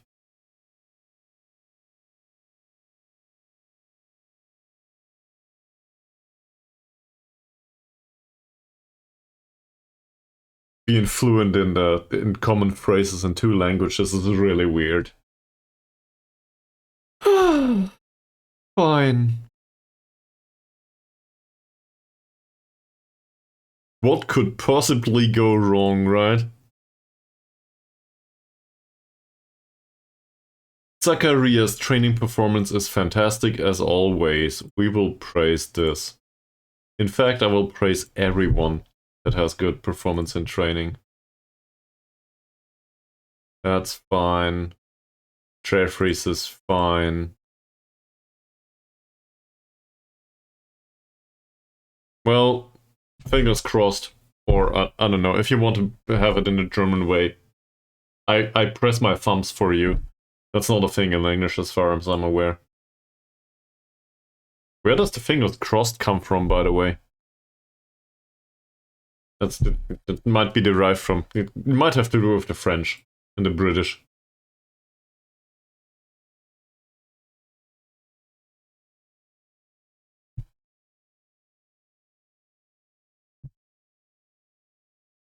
So, yeah, obviously Rosti will need to play. And we do not have a left back, so I guess somebody from the youth team will actually come with us.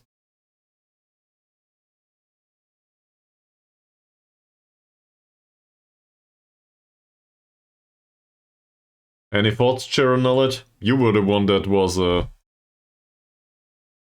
You'll get them, Mies. Don't you worry.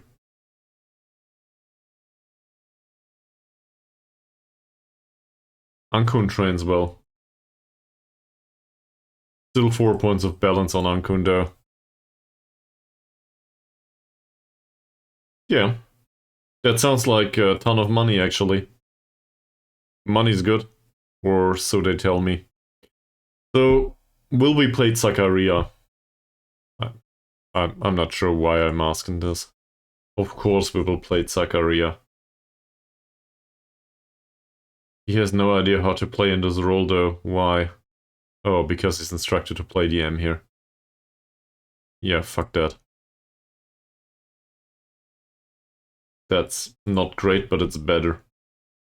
Always Rusty in this position.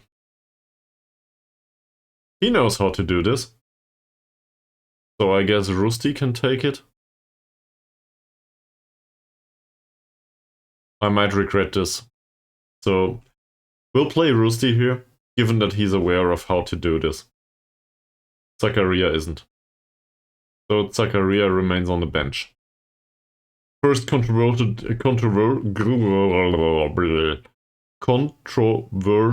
decision of the day. That was hard. So Ankun would be a good idea for another formation. We could try McManamy. Heavy match load it says, and he just declined. There's no easy choices here. McManamy has no idea how to do it in central midfield, so I guess we will try Ankun here. That's not better.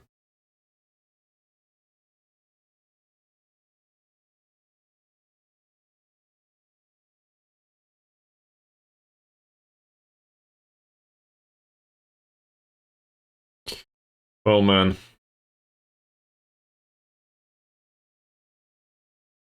You know, it's all about the story.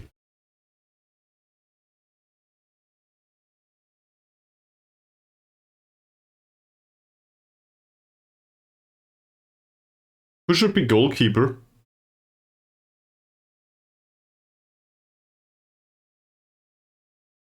Yeah, but then they don't know about the formation and, well, we can just play this.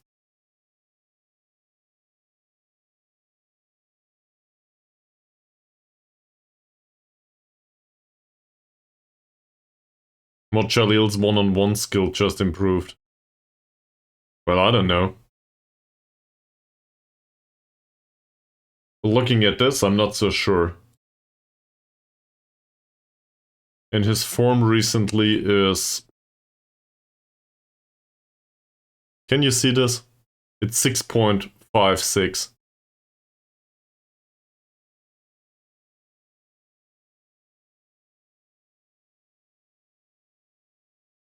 Like this?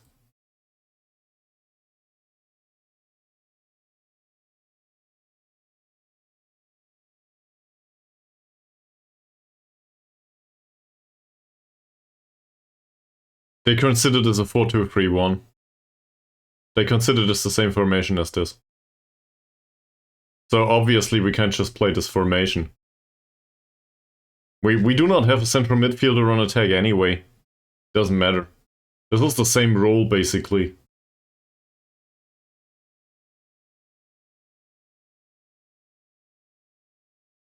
Because looking at this, it says get further forward. And looking at this...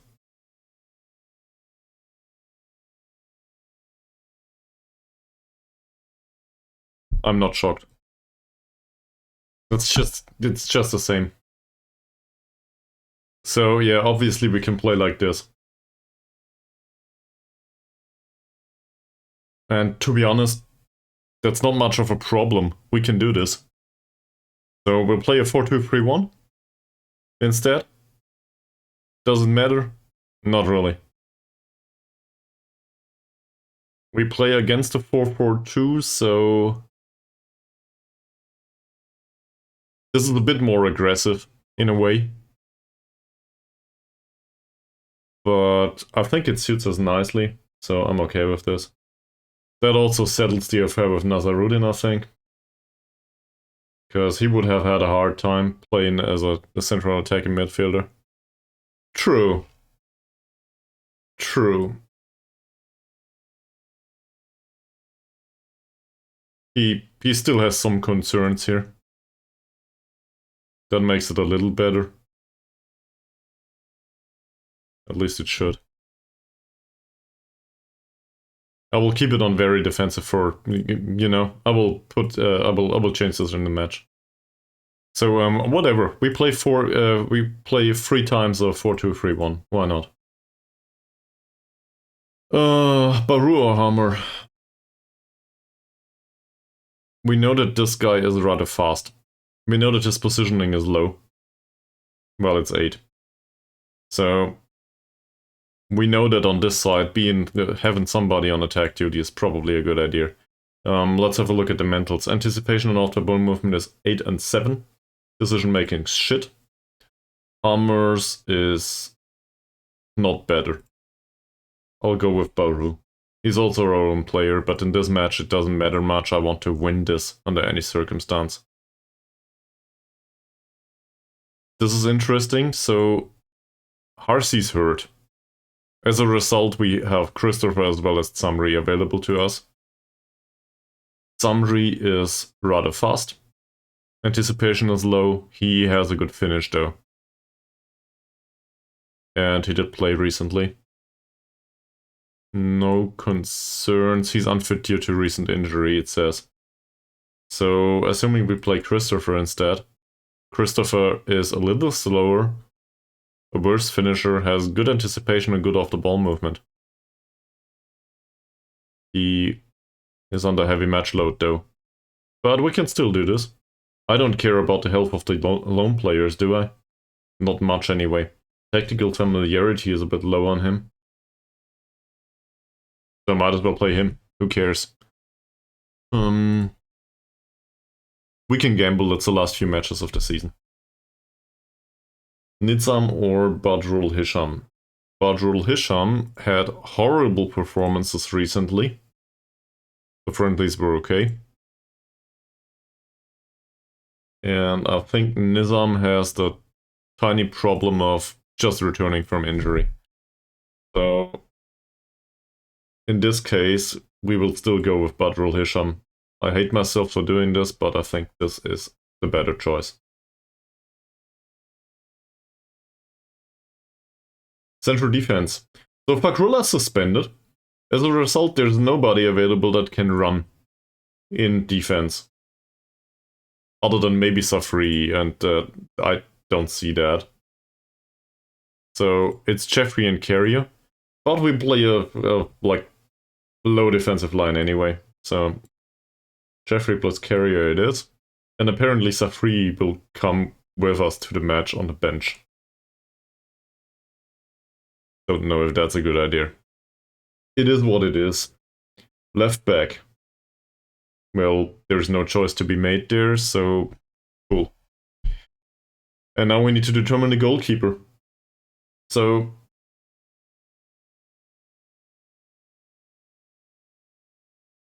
I think this is really concerning.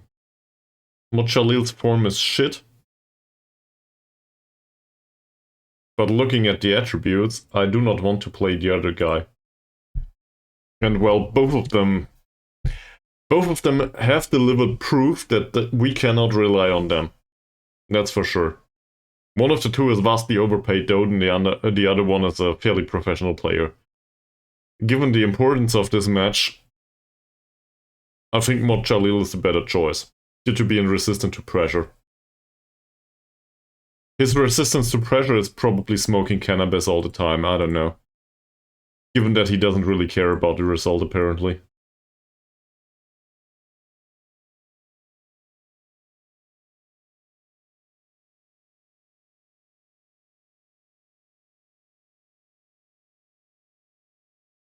Okay. So these two are a no-brainer. As is Mr. McManamy. Nizam also. We do not have a left back. Goalkeeper is easy to determine. Striker position, we could bring along a youth player again. And given that he's under heavy match load, I think it makes sense. Holy fuck.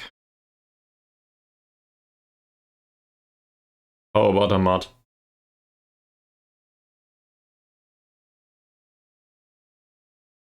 If worst comes to it, he can do the striker role. We just need to play him in a different role, I guess. And he has free kick taking, and he can also replace attacking midfield. I think it makes sense. And Carlos da Costa Lima will remain at home, I think, for this match. because there's other players available. That said, we still need a left back. Our under-21's left back is out on loan. Might also be a right back, not sure. So we are left with these here. Where's left back? I think we had a professional one there. Thought. No.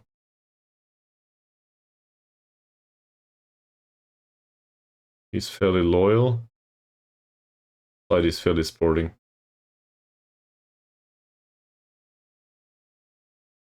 Really?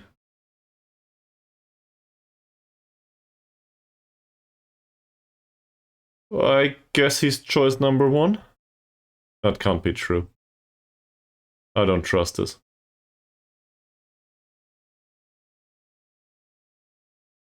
Sure, there's 5 million players in here. Didn't we have a fairly professional left back? I'm quite sure about it. Amran is fairly pro DM. Abedin is a... No, it was a right back, was it? Shit. So I guess the fairly loyal guy comes with us to the match. Oh no, we can't do that anyway. Because we didn't register him. Did we? We did, apparently. Welcome to the squad, sir.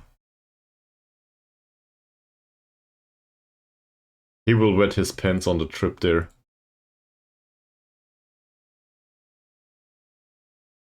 For our match or for your own? How did the penalty shootout go, by the way? Did you mention?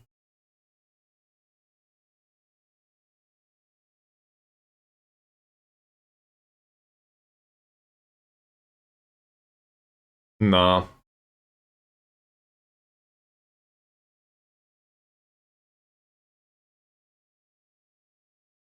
Nah, sure knowledge. No, he doesn't. Barely. So, that's good. Alright. So, first of all, congratulations for winning the penalty shootout. I'm proud of you.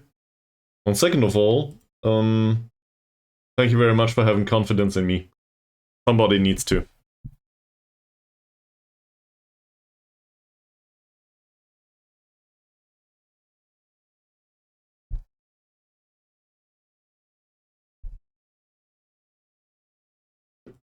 It took us 2 hours to get to this match.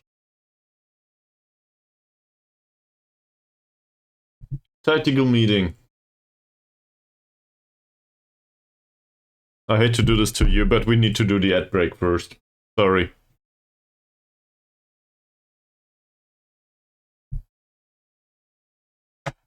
Yeah.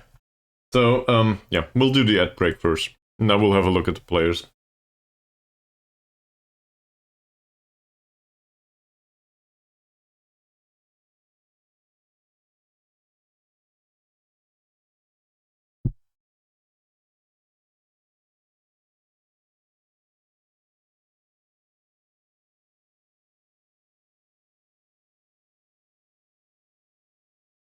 Well, that's new.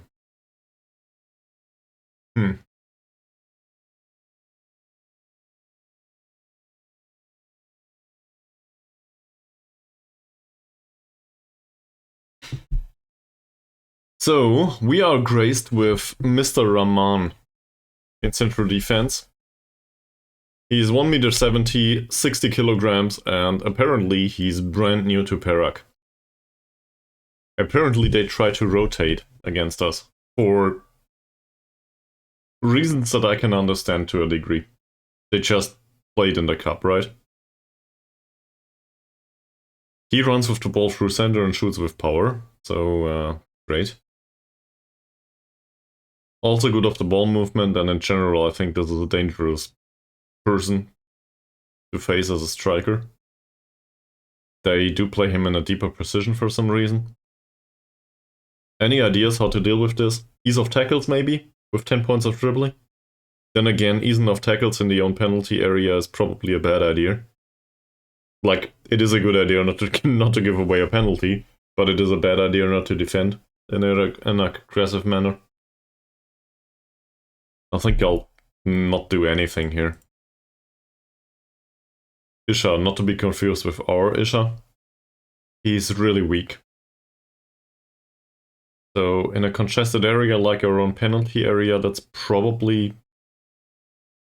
He might not find that much space. Also, he's a good jumper. Fuck. I was hoping we could invite crosses, but the way it is set up right now doesn't make much sense. Mazlan, which reminds me of something. Honest question. What do we do with this? Do we stop crosses? Do we invite them? Do we trap inside, outside? We need to find out, right? So... How is he? Mazlan is a bad crosser and a bad passer. This is a defender.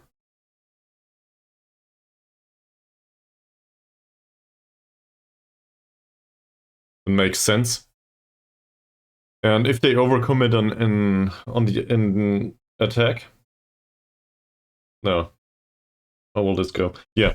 So we have 4 in the middle. So assuming they commit the central midfielders, and we press them in the middle of the pitch and get the ball back from them, there will be no defensive midfielder or anything to take to stand in our way. So as a result, it's striker plus attacking midfielder against 2 central defenders. It makes sense.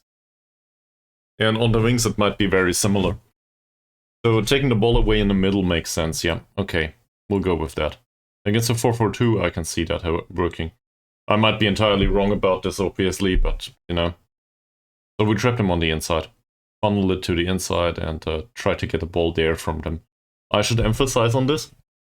So the first emphasis that comes to mind here is that this guy is not brave, not strong, doesn't know how to dribble. He has good first touch though. But also bad discipline apparently. He's a good tackler. This is a defensive-minded player, doesn't say we can't hurt. Sorry, can't hurt him. And it's very similar with him. Do they have a weaker foot? Well, yes they do, but he in particular has a very weak left foot.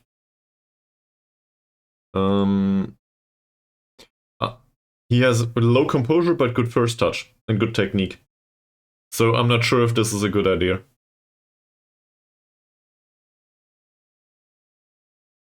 I'll have a look at the right back immediately. I don't know Charanallet closing down this guy. The low composure says yes, the good first touch says no. So what's it in comparison to him? Good first touch and a bit better composure. Really low dribbling. Good passing on him though. I think this guy needs to be marked out of the game due to the 13 passing. So it would be a natural combination to mark him tightly and close down the one on the left. So I agree with this. But like if he had the better passing, I would probably do it the other way. So in case you figured it out at first glance, good for you. I didn't. A right back. We can exploit the right back, you say? So we don't know. It seems like his positioning is maybe 7 or 8. Tackling could be low. He has good jumping reach for some reason.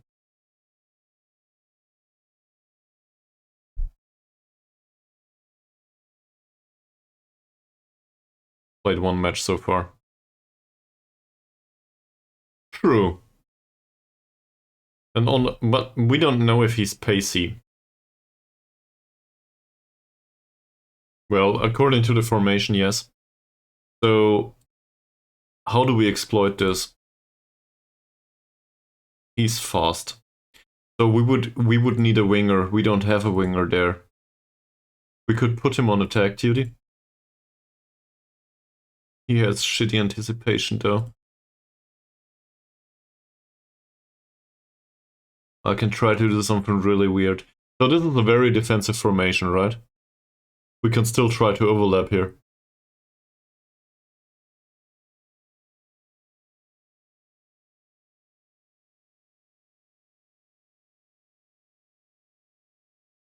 A winger with cut inside.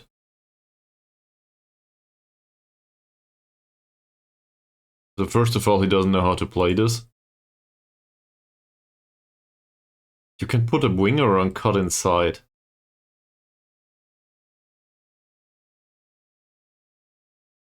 So he stays wider and then he...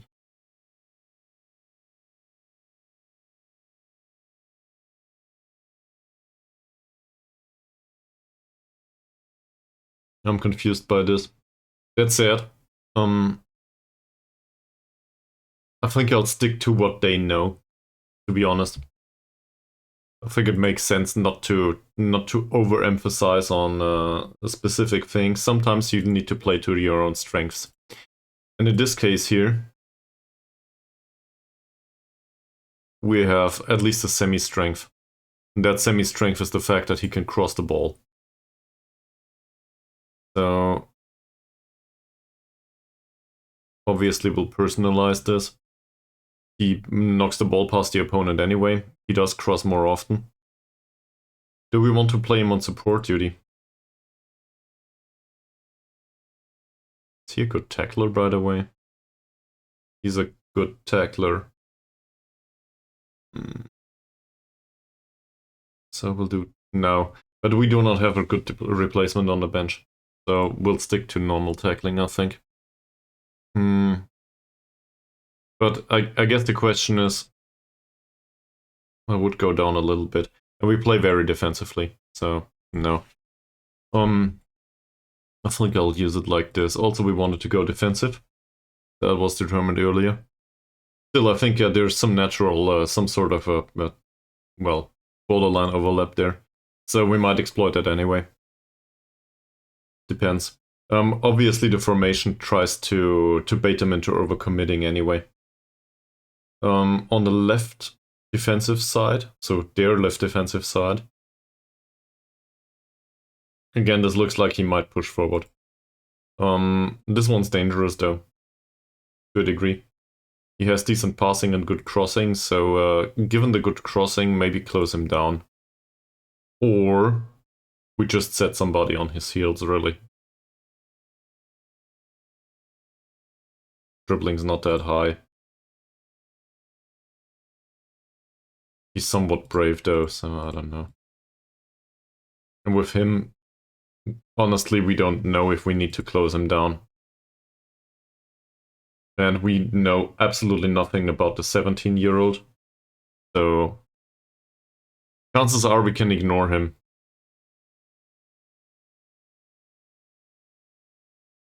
We'll gamble on this. What's with the goalkeeper? 15 points of bravery, no strength whatsoever.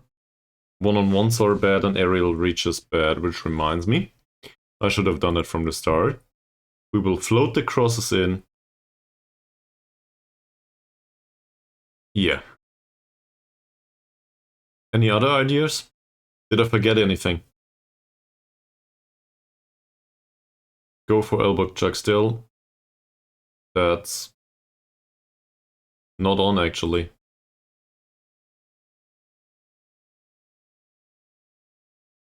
We barely used this formation, this is new. Okay, so I guess he needs to go for elbow chuck still too.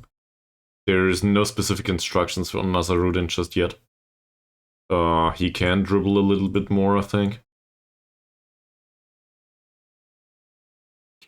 Yeah, man, thanks. On the counter attack, what else can he do? Taking more risks or less risks? His passing's okay, his vision okay, his flair is okay. The rest of his mentals is a bit lackluster, but I think he can take more passing risks considering his position. And shooting less often because his long shot is shitty. Crossing less often, and he doesn't know how to tackle, does he? No, he doesn't. So, that. Ton of instructions, but he'll be fine. Ilbuk Chuck still. There's no instructions on him either. Shooting more often or less often, I don't care. Passing risks, his passing's bad, to be honest. So I'd rather for him to take less risks.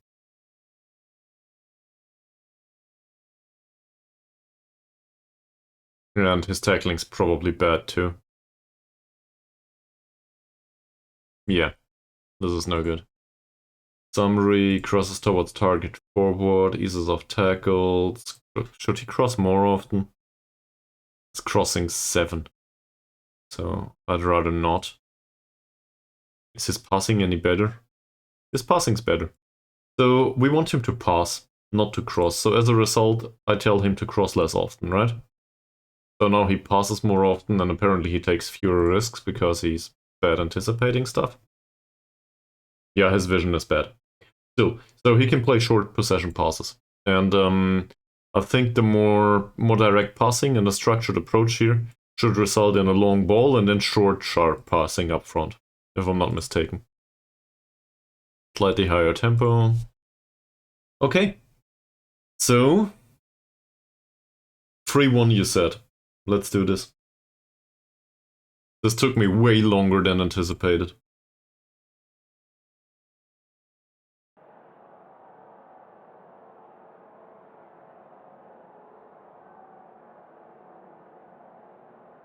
For what? Prediction?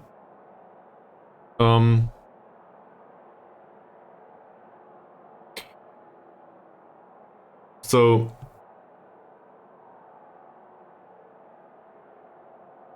the opponent's team has some notable weaknesses.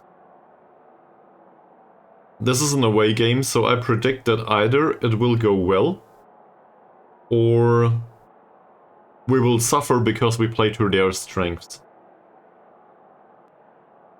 I'm not so sure. So, depends a bit.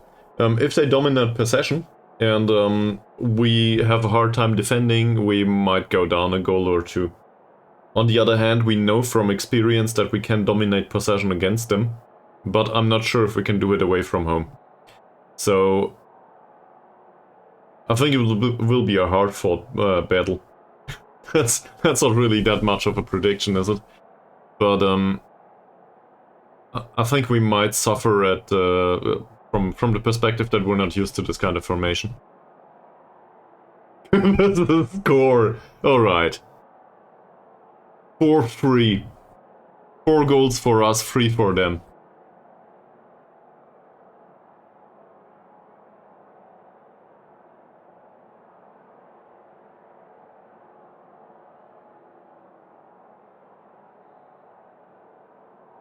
Stop being a politician. I put all my skill points in charisma, man. It's either politician or bard, and nobody likes bards. And I don't know how to sing or play any instrument whatsoever. So I need to be a politician. It's the only thing I can do.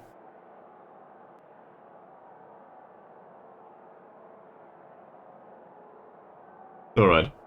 It's 30-second time again, and then we'll do the match. BRB.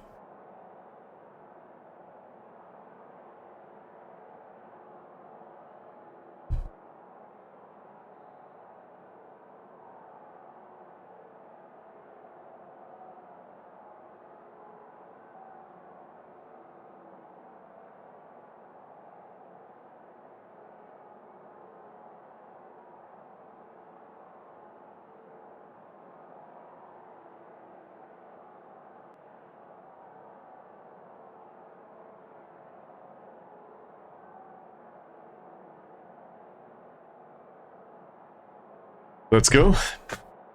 Ooh. I did find Coke. The other one was empty. Alright. Facing the 4-4-2 with a 17-year-old in central defense, we will today defeat Perak. Are they called Perak? Something like that. And apparently they have a really big stadium and there's a few spectators actually.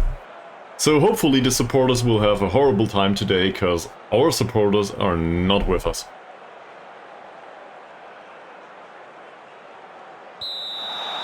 Let's see how it goes.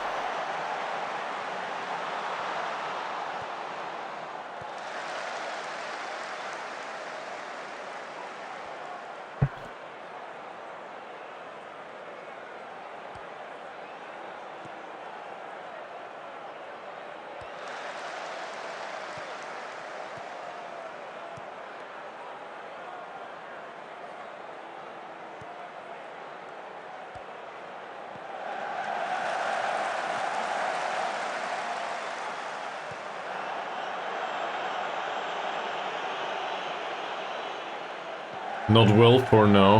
They have a lot of possession and we have none. You gotta be kidding me!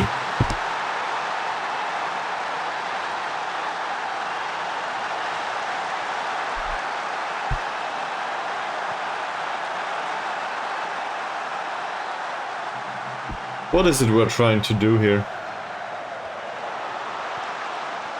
Not funny.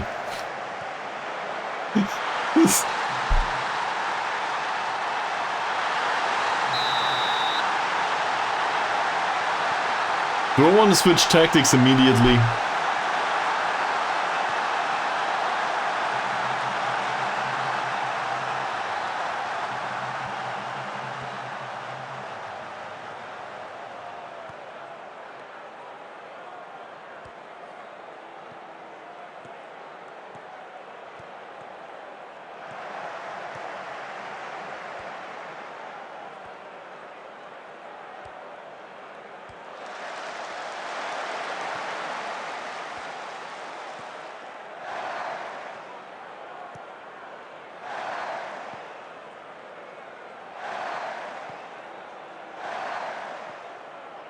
They do push up really high, so in general, that might work.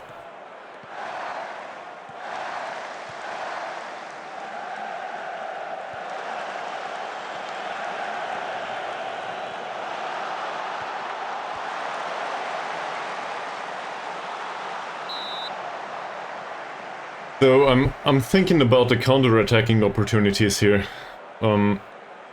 But it seems like we invite too much pressure immediately.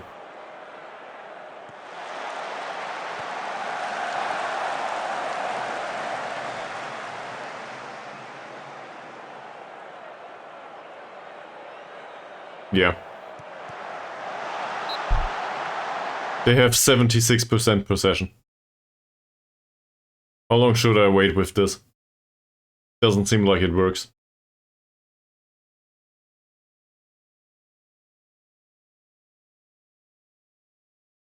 Tactical blundering incoming. So, 6 minutes into the match, I think I failed at this. I'm not sure if you're serious. Okay, wait until 15. I don't want to concede a second one though.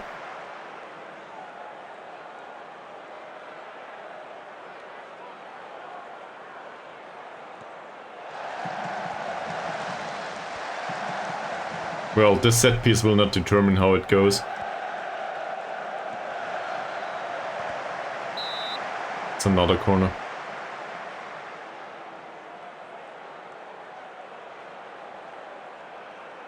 But the more direct passing probably contributes to the fact that we do not get any possession here.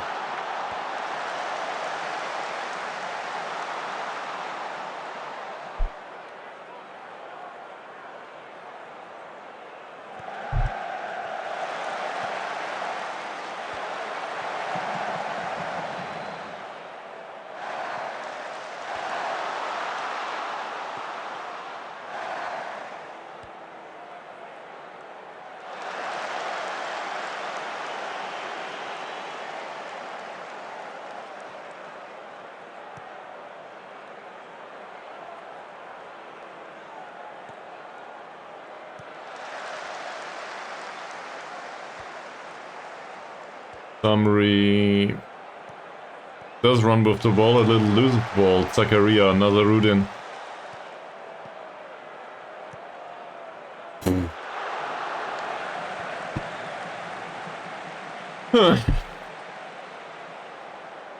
This is the best we can come up with. Jeffrey's long ball is intercepted. Maslan, don't let him shoot. Mochalil saves. We'll wait for the end of the set piece. But I think I'll change tactics here. I don't like it.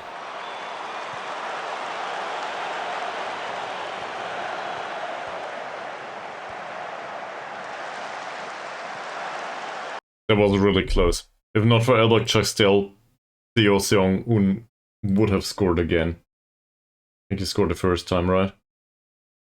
Yeah, he did.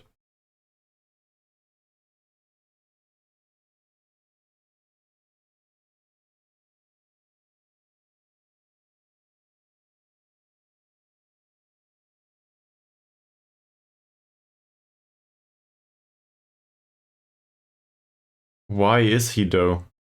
What's happening there? So obviously closing him, showing him to the wicker foot is a good idea. I agree with that. I ignored it. So that's true. We should probably do the same on the other wing.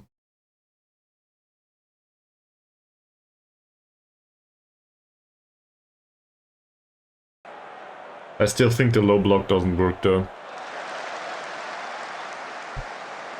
We do give away too many chances.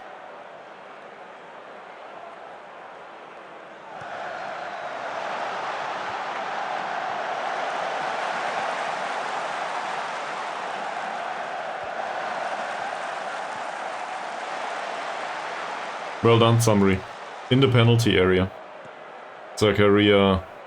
Nazarudin. Will there be a counter-attack, maybe? Helbuk still. Decent pass for Nazarudin. And that's nothing. No. I waited 15 minutes. I think this is not a good idea. We'll go for the higher defensive line. I will need to revamp this a little bit. Loaded crosses. We did funnel to the inside. I stand by that. We will try to stop the crosses, given our experience with that last scene where we conceded. Rolling it out is fine, slightly shorter passing, this all is good. I will take off the time wasting, so this is still a defensive mentality. We'll go positive at some point. But I think that's better.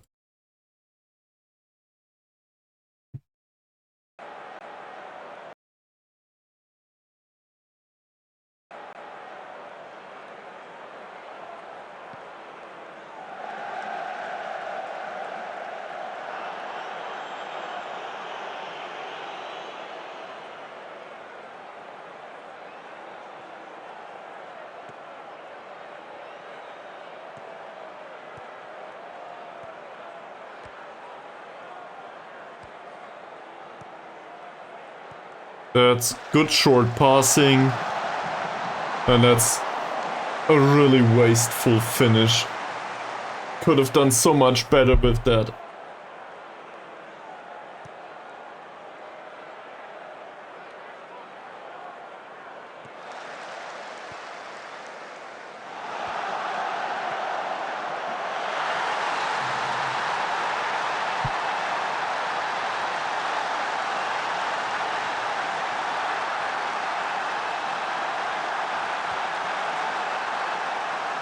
So much for the higher defensive line.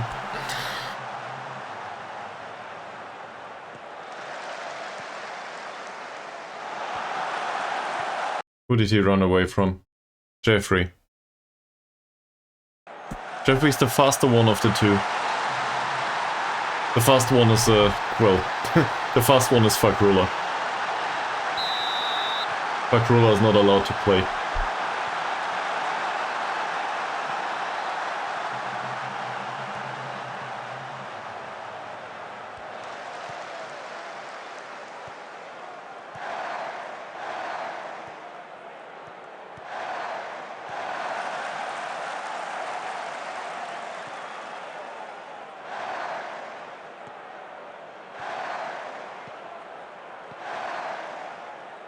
Our pressing also doesn't work, by the way.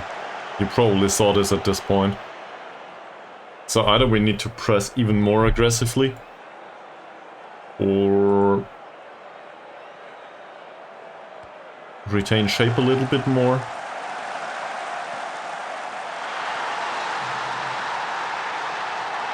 Cool! Well, we did have the 3 goals.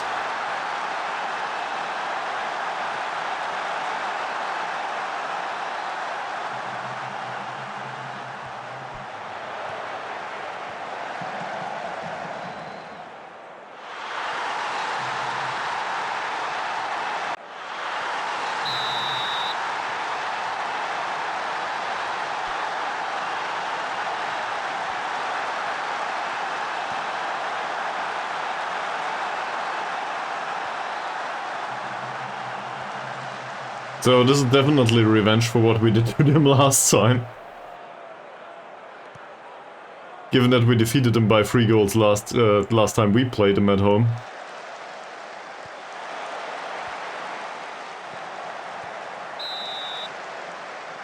Right. It's a foul at least. Really, really positive for us.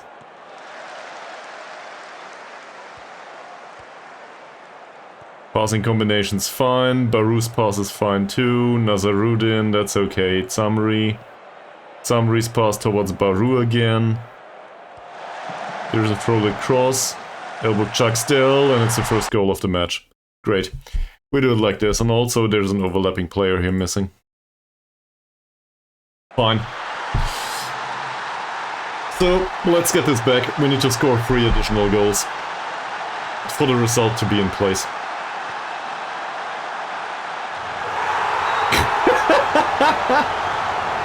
Yeah, great celebration coming on. Thank you very much for that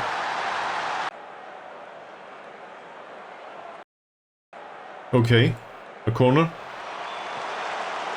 Didn't work. Rusty. Not another corner. Elbow Chastel maybe? No. I'm not sure, man. Against Johor DT we conceded 4 goals playing positive. And we scored once with the low block and the defensive football. So, to be honest, I'm highly confused on what works and what doesn't, because I try to set it up the way it should work, but it feels like I'm doing it all wrong.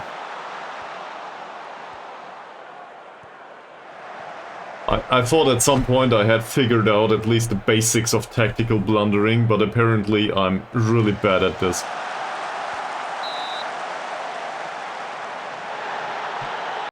I will continue the theme of the B rating. They are still 2 goals behind. Jeffrey is cautioned, of course.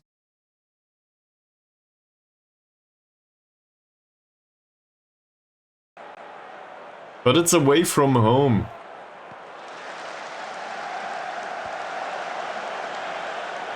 That'll be picked up by Rosti. That's good.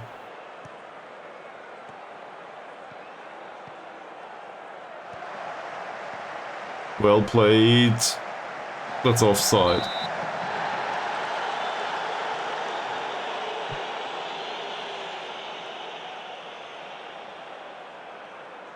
Carrier. Also on a yellow card now.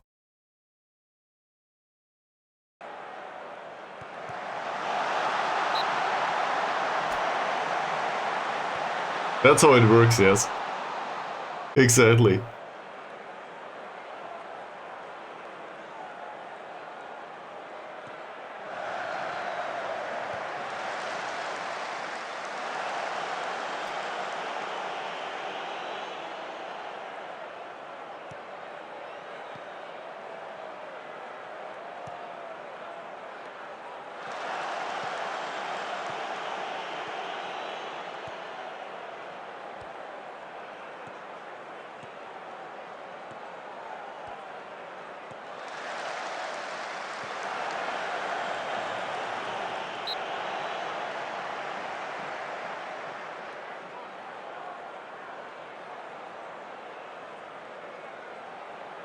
I'm not sure, man.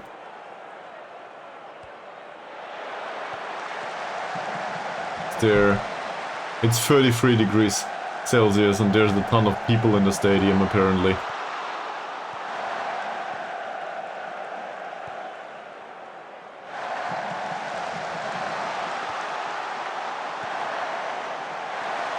They push up really high.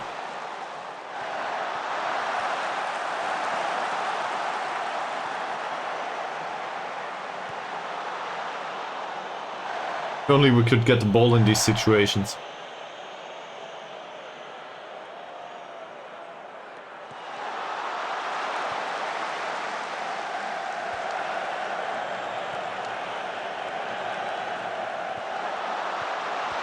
Oh, he hit the defender.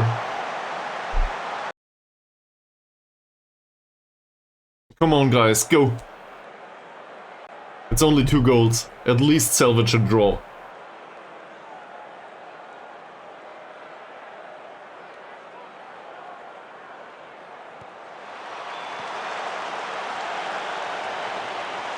Let's wait for the end of that scene.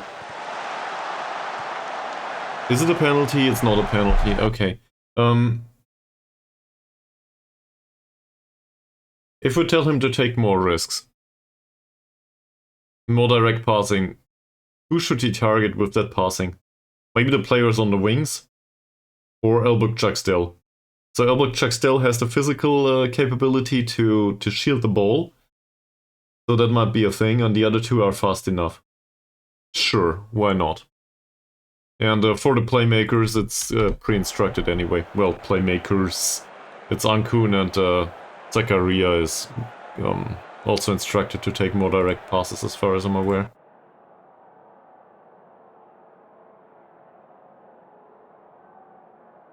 That was an easy one. You all have been horrible. That also includes Tsamri, sadly.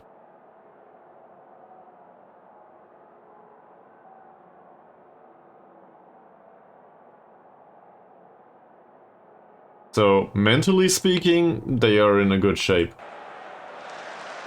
Somewhat. They subbed somebody.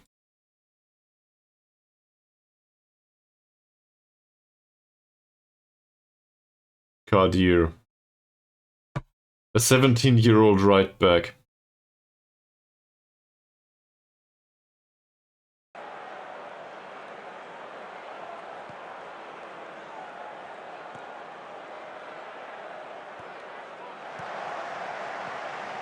There's an emphasis on having attacking plays on the left wing anyway.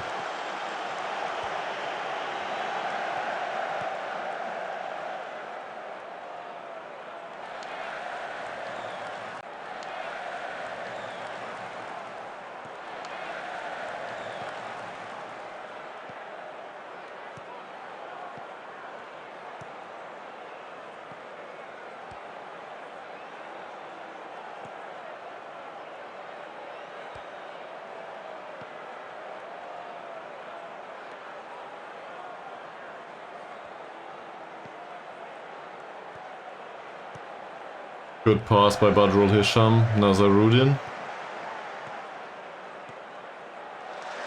Baru, it's not a penalty apparently. And that's useless. Jeffrey's pass towards Ankun is fine. Zakaria. And that ball gets intercepted. Shit. Yeah, take him on. Why don't you? What are you doing?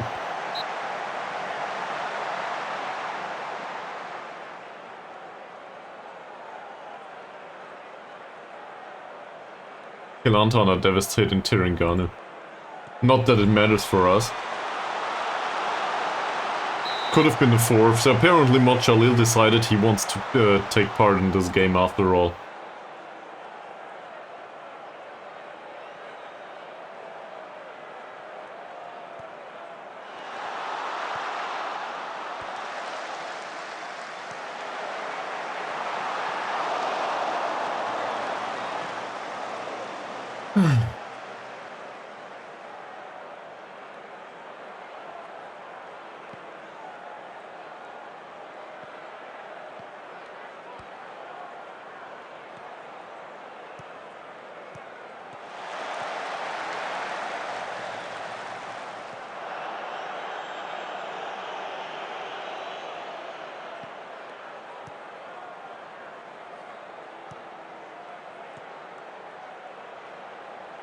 Good pass by Ankun. Baru. Float one in. Yeah, like that is fine too. That's okay, that's not what we're going for, but I will take Samri's header any day. It's okay. As long as it ends up in the back of the net, I don't care. Goalkeeper could have come out and claimed that, I think. True.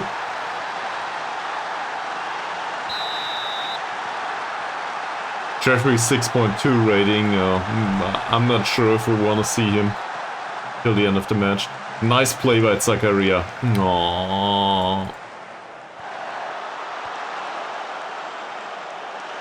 Well, it was a good tackle. I don't know if you can describe this as a nice play.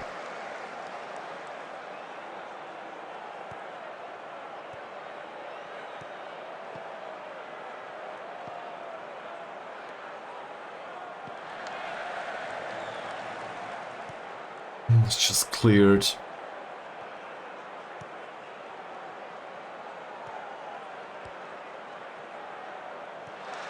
The pressing seems to work all of a sudden. I don't know why, but it does. Elbow chuck still hits the... He hit the crossbar.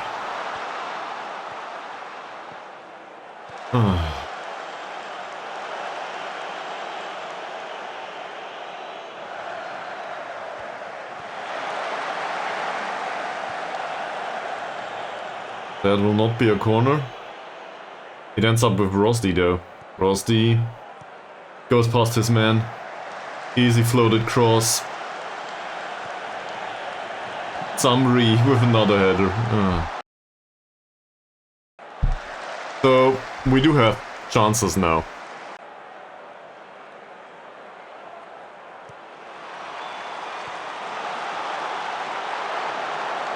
That's not that dangerous. Shall we take off Jeffrey? On the other hand, nobody seems to be really exhausted with the exception of maybe Baru and Zakaria. And in their team...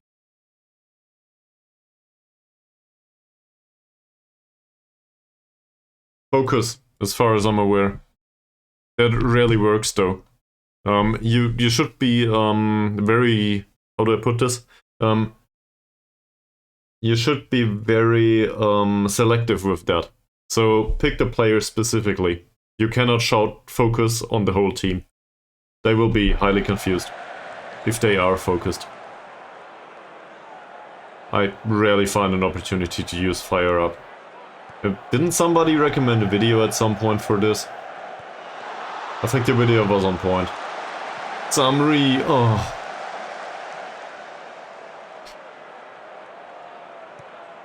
"60 minutes, we need to sub players at some point." What's this?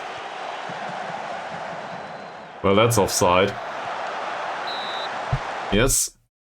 We could take off Zakaria actually. Rusty's very motivated and he's fresh. So we'll do that. It takes out a little bit of directness from the... It's 60 minutes into the match. And well... The thing is, all of them are motivated with the exception of Nazaruddin, maybe. Yeah, we are. But the question is, will it help being motivated, or do we need fresh players?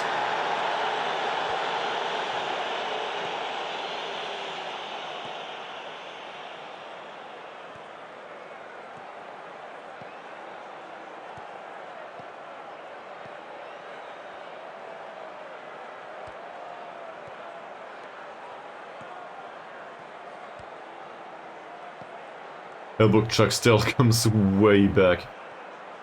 Pick up the ball. He does contribute to build-up play that way though.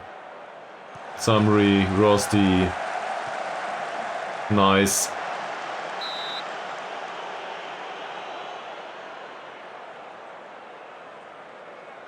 And the bit of the narrow approach is not a bad idea, it seems.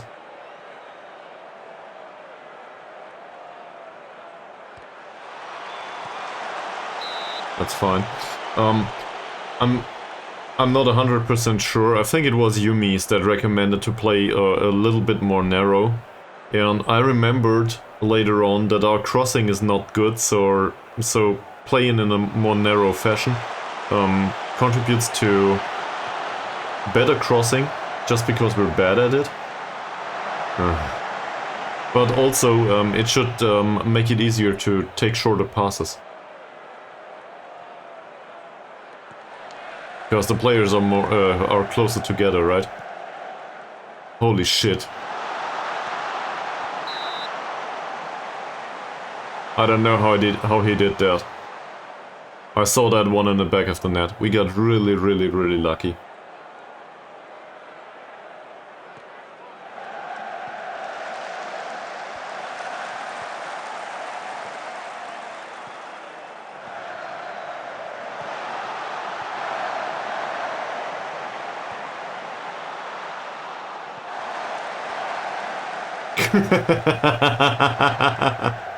Yeah, I guess it was my way to say thank you. Well,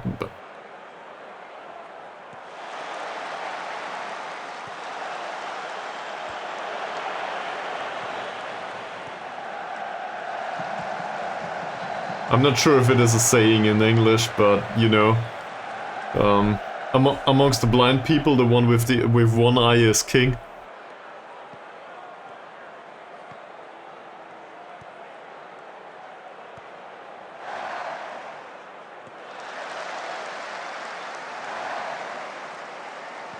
A few of the players are starting to get tired now.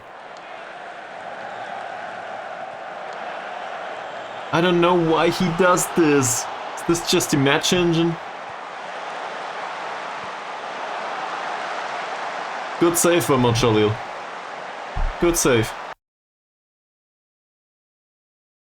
Abdul Qadir got a yellow card. That's him.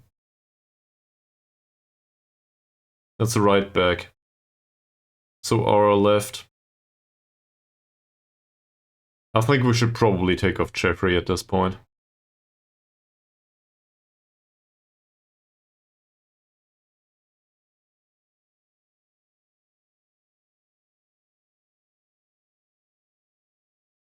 The alternative is Safri, though. On the other hand, Safri is a bit faster than Jeffrey, so I guess that's not that bad, is it? And he doesn't have a yellow card. Not sure why he's instructed to tackle harder, though.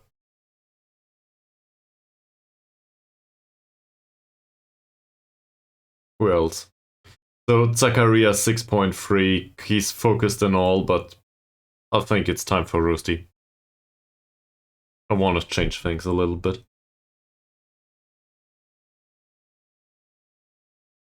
And then we will probably need to encourage the whole team, because he's anxious. So it will probably be a problem for the rest of them too. And the overall scoreline is reflected, reflects in the mental attitude, I guess. Hammer and Baru might be an idea too. But he has an excellent game apparently, so I don't know. I would like to bring on Mazrin, but he's not available. Badrul Hisham has a horrible game so far. So Ahmad Nizam is nervous though. Not sure. And Ahmad for Nazaruddin. He's focused, but the quality of the player is lower than Nazaruddin's, so we'll wait another 10 minutes, I think. At this point I would take a draw. Obviously. And just like that, 10 minutes went by.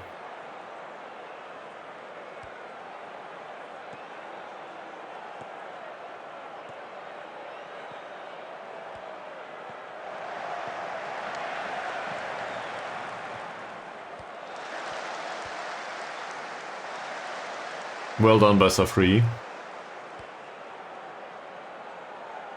That was a really vital challenge.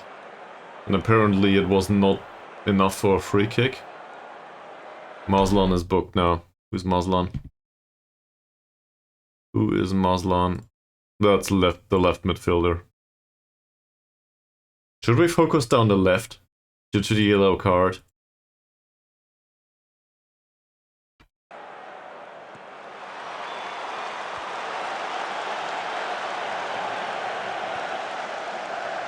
Baru, Rosti. Roosty. Rosti? Roosty!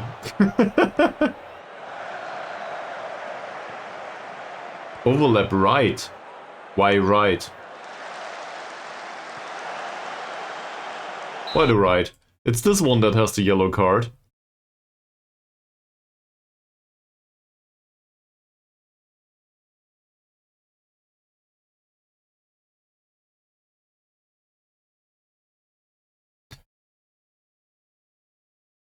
Oh, I see. Yeah. So pushing him forward a little bit to bring additional problems for into their game. Yeah, that makes sense. We could also bring on Christopher instead of Tsamri. It's not like Tsamri has a bad game.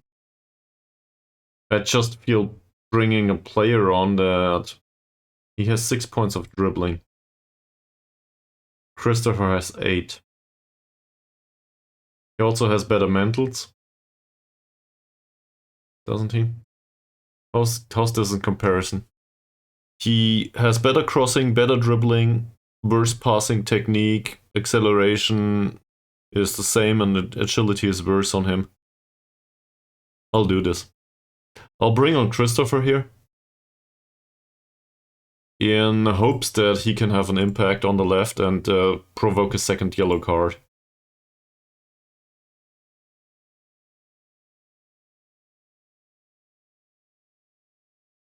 He doesn't care. And they sub the player. So we will need to have a look at this.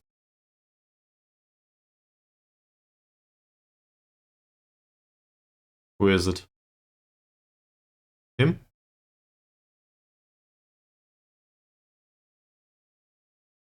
Very brave, good dribbling. Well, somewhat good dribbling. First touch is great. Passing's low, vision's low.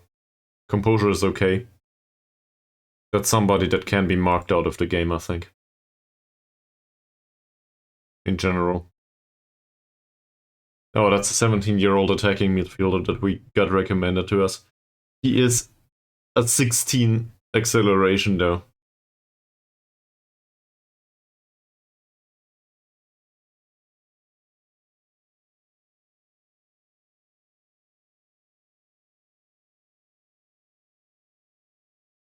Well, at least we'll try to mark him out of the game. I'm not sure if it'll work. He's fast enough for sure. Ankun takes the corner.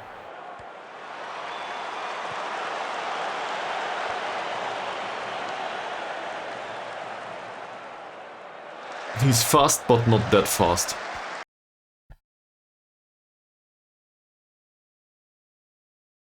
Any thoughts? Go more attacking, commit more forward.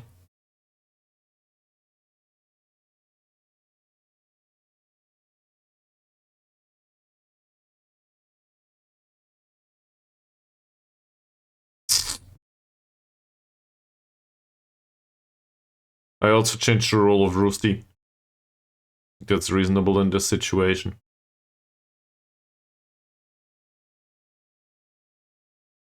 Yeah, so Nizam's motivated, that makes sense. And Ahmad for Nazaruddin. Let's have a look at Ahmad. Ahmad is a decent passer, so more risky passes.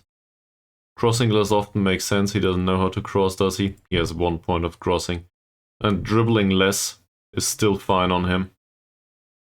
But he should take more passing risks, I think. The more direct passing I'm not so sure about anymore.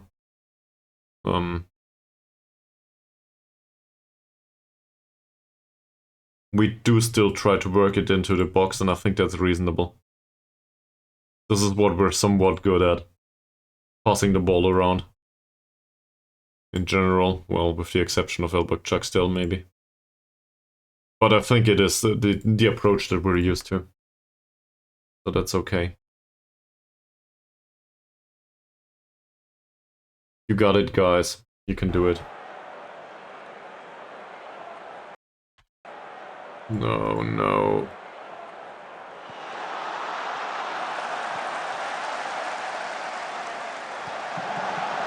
That was close.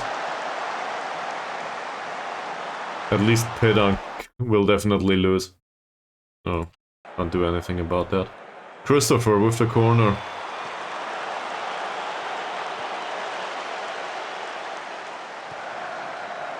Ankun, Christopher again. Christopher. Safri. Safri loses the ball. Ankun, Christopher. Oh! Woodwork. Second time this match, I think. Do I go very attacking at some point? Why would I? It works. Christopher, floated cross. Ahmad does not want to go for headers. What the hell, Nizam? What was that? 83 minutes, we'll go very attacking now.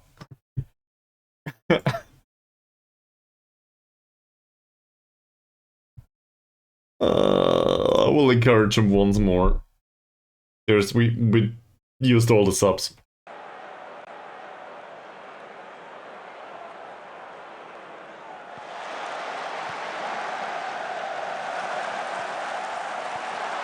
Get it back. It's a corner. Doesn't matter anymore. Yeah, it says positive here, so I guess you're right. Is there anything else that we can change? This is still a good pairing, so I'll leave it like this.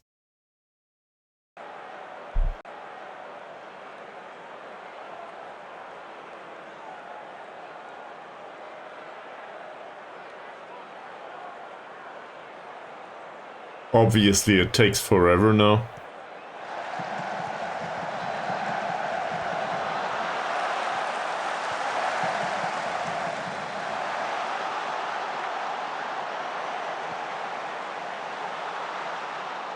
That song's... I'm not sure if I can use that song sound. It might be copyright protected, man.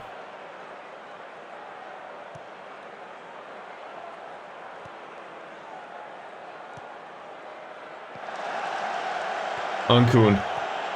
Christopher.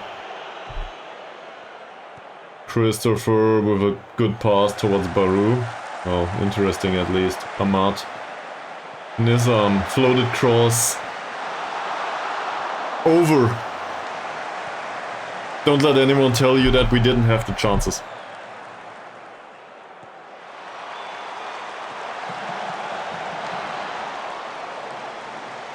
The chances were definitely there. We fucked that up yet again by conceding too much.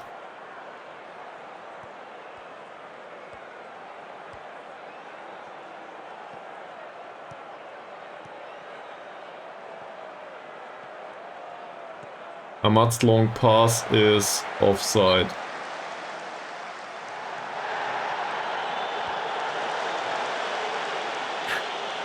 That's also something of concern for, I guess, the foreseeable future. Oh, Bauru, really close. Would you run, please? Holy shit. I know it's the end of the match, but you can still go towards the... This was also Christopher that didn't move.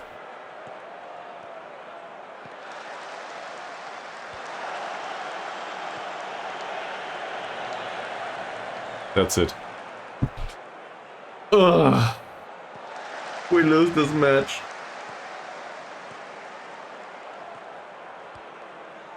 Ahmad? We lose it now.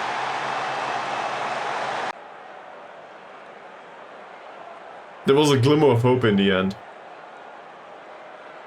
So what do I do with this?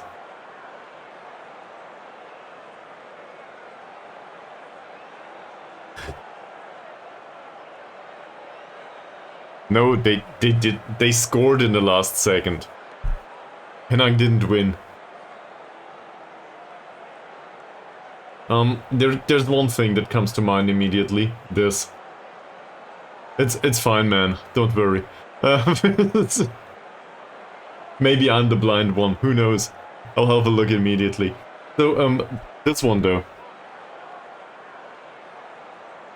Have a good, well, have fun running errands, man. I did that prior to the stream. So, but this situation here, we gave away that free header. That can't happen.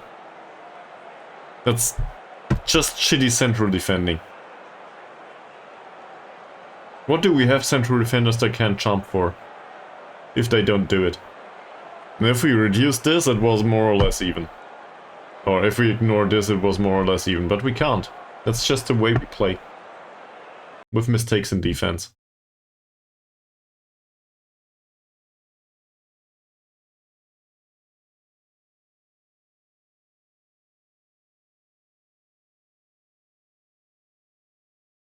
Four points.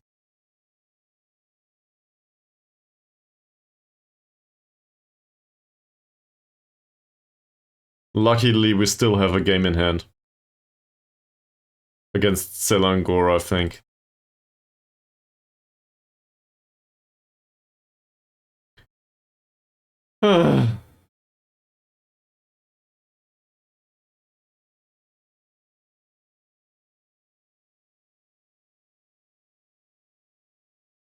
Yeah, Mr. Carrier, talk to the press about it. That's a good idea.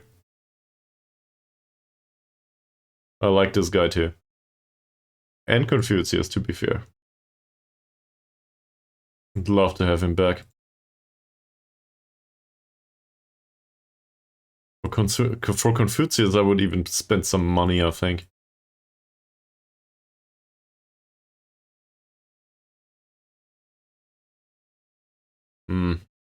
Sad.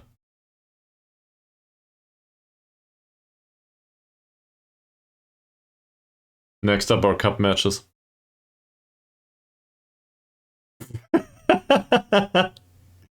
True. True. 2 cup matches, actually. So, no promises for tomorrow. But I think I'll wrap it up for now. And, I don't know, do something that's less frustrating, to be honest. It took me 3 hours to still lose this match. That's the third loss today, I think, isn't it?